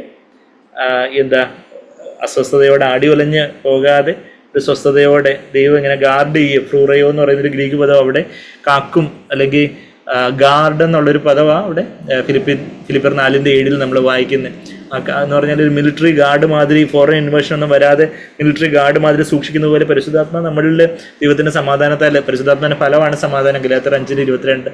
ആ പരിശുദ്ധാത്മാവിൻ്റെ ഫലമാകുന്ന സമാധാനത്തിൽ ദൈവം നമ്മളെ നിറയ്ക്കുമ്പോൾ അത് ഒരു ഗാർഡ്, മിലിറ്ററി ഗാർഡ് മാതിരി നമ്മൾ ഒരു അസ്വസ്ഥതയില്ലാതെ, ഇപ്പം വലിയ സെക്യൂരിറ്റി ഉള്ള വലിയ VVIP ആയിട്ടുള്ള വലിയൊരു പ്രധാനമന്ത്രിയോ അതുപോലെ വലിയ ക്യാബിനറ്റ് പദവിയിലുള്ള മന്ത്രിമാരും ഒക്കെ വരുമ്പോൾ അവർക്ക് ഭയങ്കര മിലിറ്ററി ഗാർഡ്, അവർക്ക് ഇത്ര ചുറ്റും ആർക്കും അവർ അതുപോലെ പരിശോധിച്ച് മാത്രമേ ആൾക്കാർക്ക് പ്രവേശനമുള്ളൂ എന്ന് പറഞ്ഞതുപോലെ ദൈവം നമ്മളെ അതുപോലെ ഗാർഡ് ചെയ്തേക്കുക. നമുക്കവിടെ സ്വസ്ഥമായിട്ട് സമാധാനത്തോടെ ഇരിക്കാൻ. അവിടെ എലീശ പറഞ്ഞതുപോലെ അല്ലെ, എലീശ കണ്ണ് തുറന്ന് കണ്ടപ്പോൾ ഇങ്ങനെ വലിയ ഗാർഡുകൾ ഉള്ളതായിട്ട് നമ്മളവിടെ വായിക്കുന്നുണ്ടല്ലോ. 1 രാജാക്കന്മാരിലേക്ക് നമുക്കൊന്ന് പെട്ടെന്ന് പോവുകയാണെങ്കിൽ അവിടെ അതിൻ്റെ 6-ാം അധ്യായത്തിൽ അവിടെ എലീശ തൻ്റെ 1 രാജാക്കന്മാർ 6-ാം അധ്യായമാണോ നോക്കട്ടെ, 1 രാജാക്കന്മാർ 6 അല്ല, 2 രാജാക്കന്മാർ 6 തോന്നുന്നു, നോക്കട്ടെ. അതായത് എലീശ അവിടെ തൻ്റെ ബാലിക്കാരൻ്റെ 2 രാജാക്കന്മാർ 6-ാം അധ്യായം, 2 രാജാക്കന്മാർ 6-ാം അധ്യായത്തിൽ അവിടെ നമ്മൾക്കുള്ള ഗാർഡുകളെ കുറിച്ചുള്ള ഒരു കാര്യം പറയുക. അവിടെ അതിൻ്റെ 15-ാമത്തെ വാക്യം, 2 രാജാക്കന്മാർ 6:8 മുതലേ നമ്മളത് വായിക്കുന്നുണ്ട്. എലീശയും അരാമ്യ സൈന്യത്തെക്കുറിച്ച് വായിക്കുന്നുണ്ട്. അപ്പോൾ അവിടെ 15-ാമത്തെ വാക്യം, ദൈവപുരുഷന്റെ ബാല്യക്കാരൻ രാവിലെ എഴുന്നേറ്റ് പുറത്തിറങ്ങിയപ്പോൾ ഒരു സൈന്യം കുതിരകളും രഥങ്ങളുമായി പട്ടണം വളഞ്ഞിരിക്കുന്നത് കണ്ടു. ബാല്യക്കാരൻ അവനോട്, അയ്യോ യജമാനെ, നാം എന്ത് ചെയ്യും? വലിയ സൈന്യം വരുന്നു. അപ്പം അയ്യോ വലിയ പ്രശ്നങ്ങളും കാര്യങ്ങളും ഒക്കെ വരും, എന്ത് ചെയ്യും? അപ്പം അതിനെന്താ എലീശ പറയുന്നത്? എന്താ അതിന് എലീശ 16-ാമത്തെ വാക്യം, 2 രാജാക്കന്മാർ 6:16, അതിന് അവൻ പേടിക്കണ്ട, നമ്മോട് കൂടെ ഉള്ളവൻ അവരോട് കൂടെ ഉള്ളവരെക്കാൾ അധികം എന്ന് പറഞ്ഞു. അപ്പം ബാല്യക്കാരൻ ധരിച്ചു, എലീശയ്ക്ക് എന്തോ കുഴപ്പമുണ്ടെന്ന് തോന്നുന്നു, പെട്ടെന്നൊരു സൈക്കാട്രിക് കൺസൾട്ടേഷൻ ആവശ്യം ഉണ്ടായിരിക്കും, ഇവിടെ ആരുമില്ല, എന്താ ഇങ്ങനെയൊക്കെ പറയുന്നേ. പിന്നെ എലീശ പ്രാർത്ഥിച്ചു, യഹോവേ ഇവൻ കാണത്തക്ക വേണ്ട ഇവൻ്റെ കണ്ണ് തുറക്കണമേ എന്ന് പറഞ്ഞു. യഹോവ ബാല്യക്കാരൻ്റെ കണ്ണ് തുറന്നപ്പം എലീശയുടെ ചുറ്റും അഗ്നിമയമായ കുതിരകളും രഥങ്ങളും കൊണ്ട് മല നിറഞ്ഞിരിക്കുന്നത് അവൻ കണ്ടു. Full of houses and chariots of fire. അത് വെറും ചാരിയറ്റ്, വെറും രഥങ്ങളല്ല, അഗ്നിമയമായ കുതിരകളും രഥങ്ങളും കൊണ്ട് മല നിറഞ്ഞിരിക്കുന്നത് കണ്ടു എന്നുള്ളൊരു കാര്യം നമ്മളവിടെ വായിക്കുന്നുണ്ട്. അത് കഴിഞ്ഞിട്ട് 20-ാമത്തെ വാക്യത്തിൽ ശമരിയിൽ എത്തിയപ്പോൾ എലീശ യഹോവേ കാണത്തക്ക വേണ്ടി ഇവരുടെ കണ്ണ് തുറക്കണമേ എന്ന് പറഞ്ഞു. യഹോവ അവരുടെ കണ്ണ് തുറന്ന് അവർ നോക്കിയപ്പോൾ തങ്ങൾ ശമരിയുടെ നടുവിൽ നിൽക്കുന്നത്. അപ്പം ദൈവം കണ്ണ് തുറക്കുന്ന ഒരു കാര്യമൊക്കെ, കണ്ണ് തുറപ്പിക്കുന്ന ഒരു കാര്യമൊക്കെ നമ്മളവിടെ കാണുന്നത്. അതായത് നമ്മളിലുള്ളവൻ ലോകത്തിലുള്ളതിനേക്കാൾ വലിയവനാകുന്നു എന്ന് 1 യോഹന്നാൻ 4:4 പറയുന്നത് പോലെയുള്ള വാക്യമാണ് നമ്മളിവിടെ. നമ്മളുടെ കൂടെയുള്ളവൻ, ഇന്ന് പുതിയ നിയമത്തിൽ നമ്മുടെ ഉള്ളിലുള്ളവൻ, അതായത് പരിശുദ്ധാത്മാവ് ലോകത്തിലുള്ള പിശാചിനെക്കാട്ടിലോ ഒക്കെ എല്ലാത്തിനെക്കാട്ടിലും എല്ലാം വലിയവനാണെന്ന് 1 യോഹന്നാൻ 4:4 നമ്മൾ വായിക്കുന്നത്. അവിടെ നമ്മളും കണ്ണ് തുറന്നു നോക്കുമ്പോൾ, ആത്മീയ കണ്ണ് ഹൃദയദൃഷ്ടി പ്രകാശിക്കപ്പെടുമ്പം ദൈവം നമ്മളെ സംരക്ഷിക്കുന്ന വിധങ്ങളും എന്തെല്ലാം, ദൂതന്മാരെ കുറിച്ച് സേവകാത്മാക്കൾ എന്നാണ് നമ്മൾ എബ്രായർ 1:14 നമ്മൾ വായിക്കുന്നത്. നമ്മളിങ്ങോട്ട് ട്രാവൽ ചെയ്ത് വരുമ്പോൾ വണ്ടി ഒന്ന് തട്ടാതെയും മുട്ടാതെയൊക്കെ പല രീതിയിൽ ദൈവം പല ദൂതന്മാരെ അയച്ച് കാവൽ ചെയ്യുന്നു, പല രീതിയിലുള്ള എന്തെല്ലാം പ്രൊട്ടക്ഷൻസ് നമ്മൾ അനുഭവിക്കുന്നു എന്നുള്ള കാര്യം നമുക്ക് തന്നെ അറിയത്തില്ല. അപ്പം അങ്ങനെയുള്ള വേറെ വേറെ എന്തെല്ലാം മലകളൊക്കെ എവിടെ നിന്നെല്ലാം അല്ലെങ്കിൽ ഈ സമുദ്രമൊക്കെ എന്നേ വന്ന് നിറഞ്ഞു കവിഞ്ഞൊഴുകിയേനെ. ദൈവം അതുപോലെ കാവൽ ചെയ്തില്ലായിരുന്നെങ്കിൽ നമ്മളെ. അപ്പം ആ ദൈവത്തിൻ്റെ ആ ഒരു കാവൽ അത് നമ്മളവിടെ മിലിറ്ററി ഗാർഡ് മാതിരി ദൈവം എല്ലാം ഗാർഡ് ചെയ്ത് വെച്ചേക്കുക. ആ പരിശുദ്ധാത്മാവ് നമ്മളുടെ ഹൃദയത്തെ അതുപോലെ കാക്കുമ്പം, ഗാർഡ് ചെയ്യുമ്പം, ഒരു മിലിറ്ററി ഗാർഡ് മാതിരി ഗാർഡ് ചെയ്യുമ്പം ബാക്കി ഒത്തിരി ദൈവത്തിൻ്റെ ദൃഷ്ടിയിൽ, സ്വർഗീയമായ ദൃഷ്ടിയിൽ ദൈവം ഒരുക്കുന്ന പല പല കാര്യങ്ങളുണ്ട്. അപ്പം നമുക്ക് സമാധാനത്തോടെ സ്വസ്ഥതയോടെ ആയിരിക്കാം. പിതാവിൻ്റെ പക്കലെല്ലാം ഭരമേൽപ്പിച്ച് കർത്താവ് സ്വസ്ഥതയോടായിരുന്നതുപോലെ. അപ്പം അത് നമ്മൾ തിരിച്ച് യോഹന്നാൻ 16:33 നമ്മൾ വരുമ്പോൾ, നിങ്ങൾക്ക് എന്നിൽ സമാധാനം ഉണ്ടാകേണ്ടതിന് ഞാൻ നിങ്ങളോട് സംസാരിക്കുന്നു. ലോകത്ത് നിങ്ങൾക്ക് കഷ്ടമുണ്ട്, എങ്കിൽ എന്നിൽ നിങ്ങൾക്ക് സമാധാനമുണ്ട്. ഞാൻ കഴിഞ്ഞ ആഴ്ച ഇതിനു മുമ്പൊക്കെ പറഞ്ഞിട്ടുള്ളൊരു എക്സാമ്പിൾ മാതിരി, അതായത് എല്ലായിടത്തും ഭയങ്കര ചൂടും ഭയങ്കരമായിട്ട് എല്ലാവരും അങ്ങ് വേർത്ത് വലിക്കുന്നതെന്ന് ഒരിടത്ത് ഒരു AC റൂമുണ്ട്. ആ AC റൂം തുറന്ന് ഇട്ടേക്കും, എല്ലാവർക്കും അതിലേക്ക് കയറി വരാം. എന്നാൽ AC റൂമിലൂടെ കയറി ഇരിക്കുന്നവർക്ക് അവിടെ നല്ല തണുപ്പും ശാന്തതയും അവിടെ വേണ്ടുന്ന സ്വസ്ഥതയുണ്ട്. എന്നാൽ അതിൻ്റെ ചുറ്റും ആൾക്കാർ കുറ്റം പറഞ്ഞുകൊണ്ടിരിക്കുക, അയ്യോ ഇതെന്താ ഇങ്ങനെ, എന്താ ഇങ്ങനെ. ദൈവം നമ്മളെ വിളിക്കുക, എന്നിലേക്ക് നിങ്ങൾ ഇനി വന്ന് വസിച്ചാട്ടെ. അപ്പോൾ അവിടെ ഇപ്പോൾ ചിലർ പറയുമോ, ദൈവമേ ഞാൻ ദൈവത്തോട് ഇത്ര പ്രാർത്ഥിച്ചിട്ട് എനിക്കെന്താ സമാധാനമില്ലാത്ത, ദൈവത്തോട് ഞാൻ ഇത്ര ഞാൻ പ്രാർത്ഥിച്ചു, ഇത്ര മീറ്റിംഗ് അറ്റൻഡ് ചെയ്തു, ഇത്ര ഞാൻ വഴിപാട് കൊടുത്തു, അതിനിട്ട് എനിക്ക് സമാധാനമില്ല. എൻ്റെ അർത്ഥം എന്താ? സമാധാനം ഇല്ലെങ്കിൽ എൻ്റെ അർത്ഥം ഞാൻ കർത്താവിൽ വന്ന് വസിച്ചിട്ടില്ല. ഞാൻ പ്രാർത്ഥിക്കുന്നു, പല രീതിയിൽ മാർത്തയെ പോലെ പല കാര്യങ്ങളും ഓടി നടന്നു, അതുപോലെ അതൊക്കെ ചെയ്യുന്നു, ഇത് ചെയ്യുന്നു. എന്നാൽ പല കാര്യങ്ങളും നമ്മൾ പ്രാർത്ഥനയായിട്ട് നമ്മൾ തന്നെ മുട്ടിപ്പായിട്ടിരുന്ന പല കാര്യങ്ങൾ പ്രാർത്ഥിക്കുന്നു എന്ന് പറഞ്ഞ് നമ്മുടെ സ്വയത്തിൽ തന്നെ എന്തൊക്കെയോ നമ്മൾ ദൈവത്തോടെ നമ്മൾ ആത്മാർത്ഥതയോടെ ആയിരിക്കാം പക്ഷെ പറയുന്നു. പക്ഷേ യഥാർത്ഥത്തിൽ നമ്മൾ കർത്താവിൽ വസിക്കുകയാണെങ്കിൽ എന്തുണ്ട്? അവിടെ ഒരു സമാധാനമുണ്ട്. എൻ്റെ എല്ലാവരും അധ്വാനിക്കുന്നവർ, ഭാരം ചുമക്കുന്നവർ, നിങ്ങളെല്ലാവരും എൻ്റെ അടുക്കൽ വരുകയും ഞാൻ നിങ്ങളെ ആശ്വസിപ്പിക്കാം. I will give you rest, ഞാൻ നിങ്ങൾക്ക് സ്വസ്ഥത തരാം. അപ്പം നമ്മുടെ ഹൃദയത്തിലൊരു ആശ്വാസവും സ്വസ്ഥതയും ഇല്ലെങ്കിൽ നമ്മളെവിടെ കർത്താവിൻ്റെ അടുക്കിലേക്ക് യഥാർത്ഥത്തിൽ വന്നിട്ടില്ല എന്നുള്ളത്. അപ്പം നമ്മളുടെ ഹൃദയത്തിൽ ശരിയാണ് ലോകത്തെ കഷ്ടം കാര്യങ്ങളൊക്കെ ഉണ്ട്, എന്നാൽ അതിൻ്റെ നടുവിലൊരു ആശ്വാസവും സമാധാനവും സ്വസ്ഥതയും സ്നേഹവും ഒക്കെ നമുക്ക് അനുഭവിക്കാൻ സാധിക്കുന്നില്ലെങ്കിൽ നമ്മൾ പറയുമോ, ഞാൻ എത്ര പ്രാർത്ഥിച്ചിട്ടും എനിക്കെന്താ ദൈവം ഉത്തരം തരാത്ത, എനിക്കെന്താ സമാധാനമില്ലാത്ത, എനിക്കെന്താ സ്വസ്ഥതയില്ലാത്ത. നമ്മൾ പ്രാർത്ഥിക്കുന്നത് ഒരു സ്വയത്തിലുള്ള എന്തോ ഒരു അധ്വാനം മാതിരിയുള്ള എന്തോ നമ്മളായിട്ട് എന്തൊക്കെയോ ദൈവത്തോട് എന്തെങ്കിലുമൊക്കെ പരാതിയും പെറുവീർപ്പും പറയുന്നതല്ല, മറിച്ച് യഥാർത്ഥത്തിലുള്ള പ്രാർത്ഥന എന്ന് പറയുമ്പോൾ നമ്മളുടെ ഭാരങ്ങളെല്ലാം കർത്താവിന് മേൽ ഇട്ട് കൊടുത്ത് കർത്താവിനെ നമ്മൾ കേട്ട്, കർത്താവിൻ്റെ ആ സമാധാനം സ്വീകരിച്ച്, കർത്താവിനെ കേട്ട്, കർത്താവിനോടുള്ള ഒരു ഹൃദയംഗമായിട്ടുള്ളൊരു കമ്മ്യൂണിക്കേഷൻ, ഹൃദയംഗമായിട്ടുള്ളൊരു ആശയവിനിമയം, പ്രാർത്ഥന, അവിടെ സമാധാനമുണ്ട്, സ്വസ്ഥതയുണ്ട്. അപ്പം അത് യഥാർത്ഥത്തിലുള്ള ആ ഒരു പ്രാർത്ഥനയിലേക്ക് നമ്മൾ വരാത്തത് കൊണ്ടാണ് നമ്മളുടേതായ സ്വയത്തിലുള്ള പല പ്രാർത്ഥനകളോ പല അധ്വാനങ്ങളോ പല പല കാര്യങ്ങളോ ഒക്കെ കാണുന്ന. കർത്താവിൽ വരുമ്പോൾ എന്തുണ്ട്? അവിടെ സമാധാനമുണ്ട്. In me you have peace, in the world you have tribulation. എങ്കിലും ധൈര്യപ്പെടുവിൻ എന്നാണ് കർത്താവ് പറഞ്ഞിരിക്കുന്നത്. ഞാൻ ലോകത്തെ ജയിച്ചിരിക്കുന്നു. കർത്താവ് ലോകത്തെ ജയിച്ചിരിക്കുന്നതുകൊണ്ട്, കർത്താവ് ലോകത്തെ ജയിച്ചിരിക്കുന്നു പറയുമ്പോൾ നമ്മൾ കഴിഞ്ഞ ആഴ്ചയും പറഞ്ഞതുപോലെ കർത്താവ് റോമൻ ഗവൺമെൻറ് ആണെന്ന് ഭരിച്ചിരുന്നത്. ആ റോമൻ ഗവൺമെൻറ് കർത്താവ് ജയിച്ചായിരുന്നെങ്കിൽ കർത്താവിനെ അവർ പിടിച്ച് ക്രൂശിക്കുമായിരുന്നു. എന്നാൽ കർത്താവ് അവിടെ പറഞ്ഞിരിക്കുന്ന ലോകം എന്ന് പറഞ്ഞാൽ എന്താ? ലോകം എന്താണെന്ന് ഇതേ യോഹന്നാൻ അപ്പോസ്തലൻ തന്നെ 1 യോഹന്നാൻ 2:16 നമ്മളെപ്പോഴും പറയുന്ന വാക്യം, കൺമോഹൻ ജഡമോഹൻ ജീവനത്തിന് പ്രതാപം. പലരും പറയും കർത്താവിന് പാപത്തിനായിട്ടുള്ളൊരു പരീക്ഷയൊന്നും ഇല്ലായിരുന്നു എന്ന് പഠിപ്പിക്കുന്ന എത്രയോ ആൾക്കാരുണ്ട്. എന്നാൽ കർത്താവിനപ്പം ജയിക്കാനൊന്നും ഇല്ലായിരുന്നു എന്നാണ് അവർ പറയുന്നത്. എന്നാൽ ഇവിടെ കർത്താവ് പറഞ്ഞ എന്താ? ലോകത്തെ ജയിച്ചിരിക്കുന്നത്. അത് ആക്ഷരികമായ ലോകത്തെ അല്ല ജയിച്ചെന്ന് നമുക്കറിയാം. കർത്താവ് അവിടുത്തെ ഗവൺമെൻറ്റിനെയോ അല്ലെങ്കിൽ അവിടുത്തെ രാഷ്ട്രീയ മേധാവികളെയോ അല്ലെങ്കിൽ മതമേധാവികളെയോ ഒന്നും അല്ല ജയിച്ചെന്നുള്ള കാര്യം നമുക്കറിയാം. അപ്പോൾ കർത്താവ് പറയുന്ന ലോകം എന്താ? ഈ കൺമോഹൻ ജഡമോഹൻ ജീവനത്തിൻ്റെ പ്രതാപം, അതായത് പണം കൊണ്ട് വാങ്ങാൻ പറ്റുന്ന കാര്യങ്ങൾ, എന്താ മനുഷ്യമാനം, ജഡിക സുഖങ്ങൾ, അങ്ങനെയുള്ള ജഡത്തിൻ്റെതായിട്ടുള്ള സ്വയത്തിൻ്റെതായിട്ടുള്ള എല്ലാ കാര്യങ്ങളെയും കർത്താവ് ജയിച്ചു. ആ ലോകത്തെ ജയിച്ചു. ലോകത്തിലുള്ളതാ ഈ കാര്യങ്ങളെല്ലാം. ആ കാര്യങ്ങളാൽ പരീക്ഷിക്കപ്പെടാവുന്നൊരു ജഡത്തിലാണ് കർത്താവ് വന്നത്. പാപജഡത്തിൻ്റെ സാദൃശ്യത്തിലാണ് കർത്താവ് വന്നതെന്നാണ് നമ്മൾ റോമർ 8:3 നമ്മൾ വായിക്കുന്നത്. അപ്പം കർത്താവ് ജയിച്ചത് കൊണ്ട് നമുക്കതുപോലെ ജയിക്കുവാണെങ്കിൽ കർത്താവിൻ്റെ കൂടെ ഇരിക്കാൻ വരം നൽകുന്നൊക്കെയാണ് വെളിപാട് 3:21 നമ്മൾ വായിക്കുന്നത്. കർത്താവ് ജയിച്ചതുകൊണ്ട് എനിക്കും ജയിക്കാനൊക്കും. അതുകൊണ്ട് ധൈര്യപ്പെടുവിൻ എന്നുള്ളൊരു വാക്കാണ്. നമ്മൾ ആ ധൈര്യപ്പെടുവിൻ എന്നുള്ള ആ ഒരു തർസയോ എന്ന് പറയുന്നൊരു ഗ്രീക്ക് വാക്കാണ്. നമ്മൾ മാസങ്ങൾക്ക് മുമ്പ് ഒരു ഞായറാഴ്ച ആ ഒരു വാക്ക് 8 തവണ സുവിശേഷങ്ങളിലും 7 തവണ സുവിശേഷങ്ങളിലും 1 തവണ അപ്പോസ്തല പ്രവൃത്തികളിലും ആ തർസയോ എന്നുള്ള ആ ഗ്രീക്ക് പദം തന്നെ കർത്താവ് തിരുവായ്മൊഴിഞ്ഞ് പറയുന്ന ഒരു കാര്യമൊക്കെ നമ്മൾ കണ്ടായിരുന്നു. പെട്ടെന്ന് ഞാൻ റെഫറൻസസ് എല്ലാം ഒന്ന് പെട്ടെന്ന് എടുക്കണമെങ്കിൽ മത്തായി 9:2-ലും 22-ലും ആ തർസയോ എന്നുള്ള വാക്ക്, ആ തർസാസ് എന്നുള്ള വാക്ക് ധൈര്യം, കോൺഫിഡൻസ്, കറേജ് എന്നുള്ളൊരു വാക്കാണ്. താർസയോ എന്ന് പറഞ്ഞാൽ ബി ഓഫ് ഗുഡ് കറേജ് എന്നുള്ളൊരു വാക്കാണ്. B of cheer, B of good cheer എന്നുള്ളൊരു വാക്ക്. അത് നമ്മൾ യേശുവിൽ നിന്ന് തന്നെ കേൾക്കേണ്ട ഒരു വാക്കാണ്. പരിശുദ്ധാത്മാവ് അതിൽ 8 തവണ നമ്മൾ അത് വചനത്തിൽ നമ്മൾ എഴുതിയിട്ടേക്കുമ്പോൾ അത് തീർച്ചയായിട്ടും യേശുവിൽ നിന്ന്, യേശു നമ്മളോട് ഇന്ന് പറയുന്ന ഒരു വാക്കായിട്ട് ധൈര്യപ്പെടുവിൻ എൻ്റെ മോനെ, എൻ്റെ മോളെ. നമ്മൾ ശരിയാണ്, പല വിധത്തിലുള്ള പ്രയാസങ്ങളോ കഷ്ടങ്ങളോ പല വിധത്തിലുള്ള പല സാഹചര്യങ്ങളിലൂടെ നമ്മൾ ഓരോരുത്തരും കടന്നു പോകുന്നതെന്ന് ആ ഒരു സാഹചര്യത്തിൽ യേശുവിൻ്റെ ഒരു ശബ്ദം ഇന്ന് നമ്മളോട് പറയുക സ്വർഗ്ഗത്തിൽ നിന്ന്, take courage, be of good cheer, ധൈര്യമായിട്ടിരിപ്പിൻ. അത് നമ്മൾ കർത്താവ് പലരോടും ആ വാക്ക് പറയുന്നത് നമ്മൾ കാണുന്നുണ്ട്. കർത്താവ് തന്നെ ഇഹലോക ജീവിതവാസത്തിൽ അവസാനം പറയുന്ന കാര്യമാണ് നമ്മളിപ്പം രേഖപ്പെടുത്തിയിട്ടുള്ളതിൽ അവസാനം പറയുന്നത് നമ്മളിപ്പം യോഹന്നാൻ 16:33 വായിച്ച് മത്തായി 9:2 വായിക്കുവാണെങ്കിൽ അവിടെ പക്ഷപാതക്കാരനെ അവൻ്റെ സുഹൃത്തുക്കളെല്ലാം കൂടെ കിടക്കയിൽ കൊണ്ടുവരിക.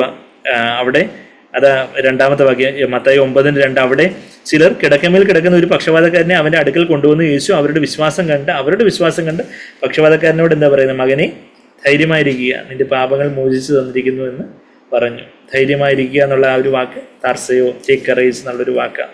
അവിടെ പാപങ്ങൾ, കർത്താവ് ആ മനുഷ്യന് എത്രയോ വർഷങ്ങളായിട്ട് തളർവാദമായിട്ടിരിക്കുന്ന ആ ഒരു കർത്താവിൻ്റെ ജീവൻ്റെ മൊഴികൾ അവിടെ ടേക്ക് കറേജ് എന്ന് പറയുമ്പം ആ മനുഷ്യൻ്റെ ഹൃദയത്തിൽ എത്ര വലിയൊരു ഉത്സാഹം വന്ന് കാണും. നമ്മൾ ഇന്ന് കർത്താവിൽ നിന്ന് ആ ഒരു വാക്ക് നമുക്ക് കേൾക്കാൻ പറ്റുവാണെങ്കിൽ ടേക്ക് കറേജ്. പിന്നെ അതേ 9-ാം അധ്യായത്തിൽ തന്നെ 22-ാമത്തെ വാക്യത്തിൽ കർത്താവ് ആരോടാ പറയുന്നത്? രക്തസ്രാവക്കാരി സ്ത്രീയോട് പറയുക. അവളെ വർഷങ്ങളായിട്ട് പല ഡോക്ടർമാരൊക്കെ പറ്റിച്ച് പണം ഉണ്ടാക്കി. അതാണ് നമ്മൾ വായിക്കുന്നത്. ഒത്തിരി മർക്കോസിന്റെ സുവിശേഷത്തിൽ അത് നമ്മൾ വായിക്കുന്നുണ്ട്. 12 വർഷമായിട്ട് പല വൈദ്യന്മാരാലൊക്കെ കഷ്ടപ്പെട്ട് ആയിരുന്ന ആളെന്ന് വായിക്കുന്നുണ്ട്. അങ്ങനെ 22-ാമത്തെ വാക്യത്തിൽ മത്തായി 9:22 യേശു തിരിഞ്ഞ് അവളെ കണ്ടപ്പോൾ മകളെ ധൈര്യപ്പെടുക. അതുപോലൊരു വാക്ക് അവളുടെ ജീവിതത്തിൽ അതുവരെയും കേട്ടിട്ടില്ലായിരുന്നു. ആ ഒരു ജീവനുള്ള വാക്ക് കർത്താവ് പറയുന്ന ആ ഒരു ജീവന്റെ വാക്കുകൾ, ധൈര്യപ്പെടുക, നിന്റെ വിശ്വാസം നിന്നെ രക്ഷിച്ചു, daughter take courage, your faith has made you well എന്നുള്ളൊരു വാക്ക് നമ്മളവിടെ വായിക്കുന്നു. പിന്നെ ഇതേ മത്തായിയുടെ സുവിശേഷം 14-ാം അധ്യായത്തില് 14-ാം അധ്യായത്തിൻ്റെ 27-ാമത്തെ വാക്യം. 14-ാം അധ്യായം എന്ന് പറയുമ്പോഴേ നമുക്കറിയാം 27-ാമത്തെ വാക്യം എന്ന് പറയുമ്പോൾ കർത്താവ് കടലിൻ്റെ മീതെ നടന്നു വരുക. അപ്പോഴത്തേക്ക് എല്ലാവർക്കും കൂടെ പേടിയായി, ഇതാരാ, ഭൂതമാണോ വരുന്നതെന്നൊക്കെ പേടിച്ചു പോയി. അപ്പം 14:27 കർത്താവ് എന്താ പറയുന്നത്? ഉടനെ യേശു അവരോട് ധൈര്യപ്പെടുവിൻ, ഞാനാകുന്നവൻ എന്ന് പറയുന്ന ആ കർത്താവ്, ഞാനാകുന്നു, do not be afraid, it is I, പേടിക്കണ്ട എന്ന് പറയും. ധൈര്യപ്പെടുവിൻ എന്നുള്ള ആ വാക്ക ടേക്ക് കറേജ്, തർസയോ എന്നുള്ള കർത്താവിൻ്റെ ഒരു ഫേവറേറ്റ് വാക്കായിരുന്നു ഈ ധൈര്യപ്പെടുവിൻ എന്നുള്ളൊരു വാക്ക്. അത് പരിശുദ്ധാത്മ നമ്മളോടും കൂടെ സംസാരിക്കേണ്ട ഒരു വാക്കാണ്, നമ്മളെ ഓർപ്പിക്കേണ്ടതായിട്ടുള്ളൊരു. കർത്താവ് പറഞ്ഞതൊക്കെ നമ്മളെ ഓർപ്പിക്കും പരിശുദ്ധാത്മാവ്. നമ്മൾ യോഹന്നാൻ 14:26 വായിക്കുന്നുണ്ടല്ലോ. പിന്നെ നമ്മൾ മർക്കോസിൻ്റെ സുവിശേഷത്തിലാണ് വായിക്കുന്നത്. മർക്കോസ് 6-ാം അധ്യായത്തിൽ നമ്മൾ ഇതേ കാര്യം തന്നെ മർക്കോസ് എഴുതുന്ന കാര്യമാണ് നമ്മൾ വായിക്കുന്നത്. മർക്കോസ് 6-ാം അധ്യായത്തിൻ്റെ 50-ാമത്തെ വാക്യം. മർക്കോസ് 6-ന്റെ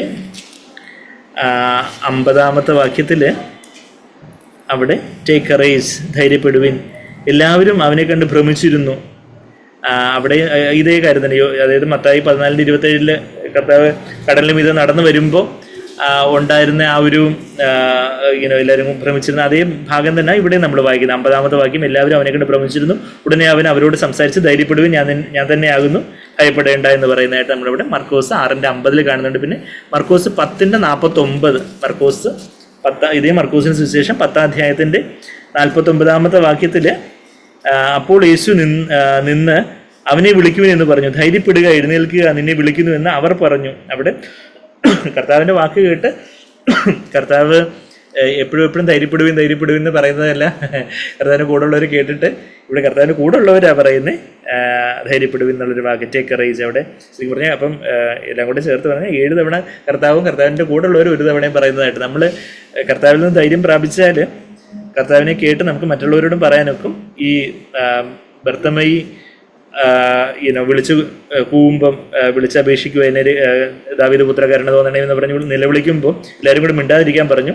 എന്നാൽ കർത്താവ് നിന്നു. അതാ 49 വാക്യം. അവനെ വിളിക്കൂ എന്ന് പറഞ്ഞു. ധൈര്യപ്പെടുക, എഴുന്നേൽക്കുക, നിന്നെ വിളിക്കുന്നു എന്ന് അവർ പറഞ്ഞ് കുരുടനെ വിളിച്ചു എന്നുള്ളൊരു വാക്ക് അവിടെ 10-ാം അധ്യായത്തിന് മർക്കോസ് 10:49 നമ്മൾ വായിക്കുന്നത്. പിന്നെ ലൂക്കോസ് 8-ാം അധ്യായത്തിൻ്റെ 48-ാമത്തെ വാക്യം, ലൂക്കോസ് 8:48 അതേ ഭാഗം തന്നെ, രക്തസ്രാവക്കാരി സ്ത്രീയുടെ അതേ ഭാഗം തന്നെ ലൂക്കോസ് 9:48 ശരിക്കും പറഞ്ഞാൽ അത് നമ്മുടെ മലയാളം പരിഭാഷയിൽ ഈവൻ NASBയിലും അത് മിസ്സിങ് എന്നാൽ KJVയിൽ അത് ഉണ്ട്. ചില മാനുസ്ക്രിപ്റ്റ്സിൽ, ചില കൈയെഴുത്ത് കൃതികളിൽ അധൈര്യപ്പെടുക എന്നുള്ള വാക്ക് അവിടെയും പറഞ്ഞിട്ടുണ്ട്. എന്നാൽ വേറെ ചില മാനുസ്ക്രിപ്റ്റ്സ് കൈയെഴുത്ത് കൃതികളിൽ നിന്ന് വേറെ ചില വേർഷൻസ് ഒക്കെ പരിഭാഷപ്പെടുത്തിയിട്ടുള്ളത്. അതുകൊണ്ട് മലയാളത്തിൽ NASBയിൽ അത് വന്നിട്ടില്ല. എന്നാൽ KJV ട്രാൻസ്ലേഷനിലൊക്കെ ടേക്ക് കറേജ് എന്നുള്ള വാക്ക് അവിടെയും വന്നിട്ടുള്ളതായിട്ട് നമ്മൾ കാണുന്നുണ്ട്. ലൂക്കോസ് 8:48 വാക്യം. പിന്നെ നമ്മളിപ്പം കണ്ട് യോഹന്നാൻ 16:33.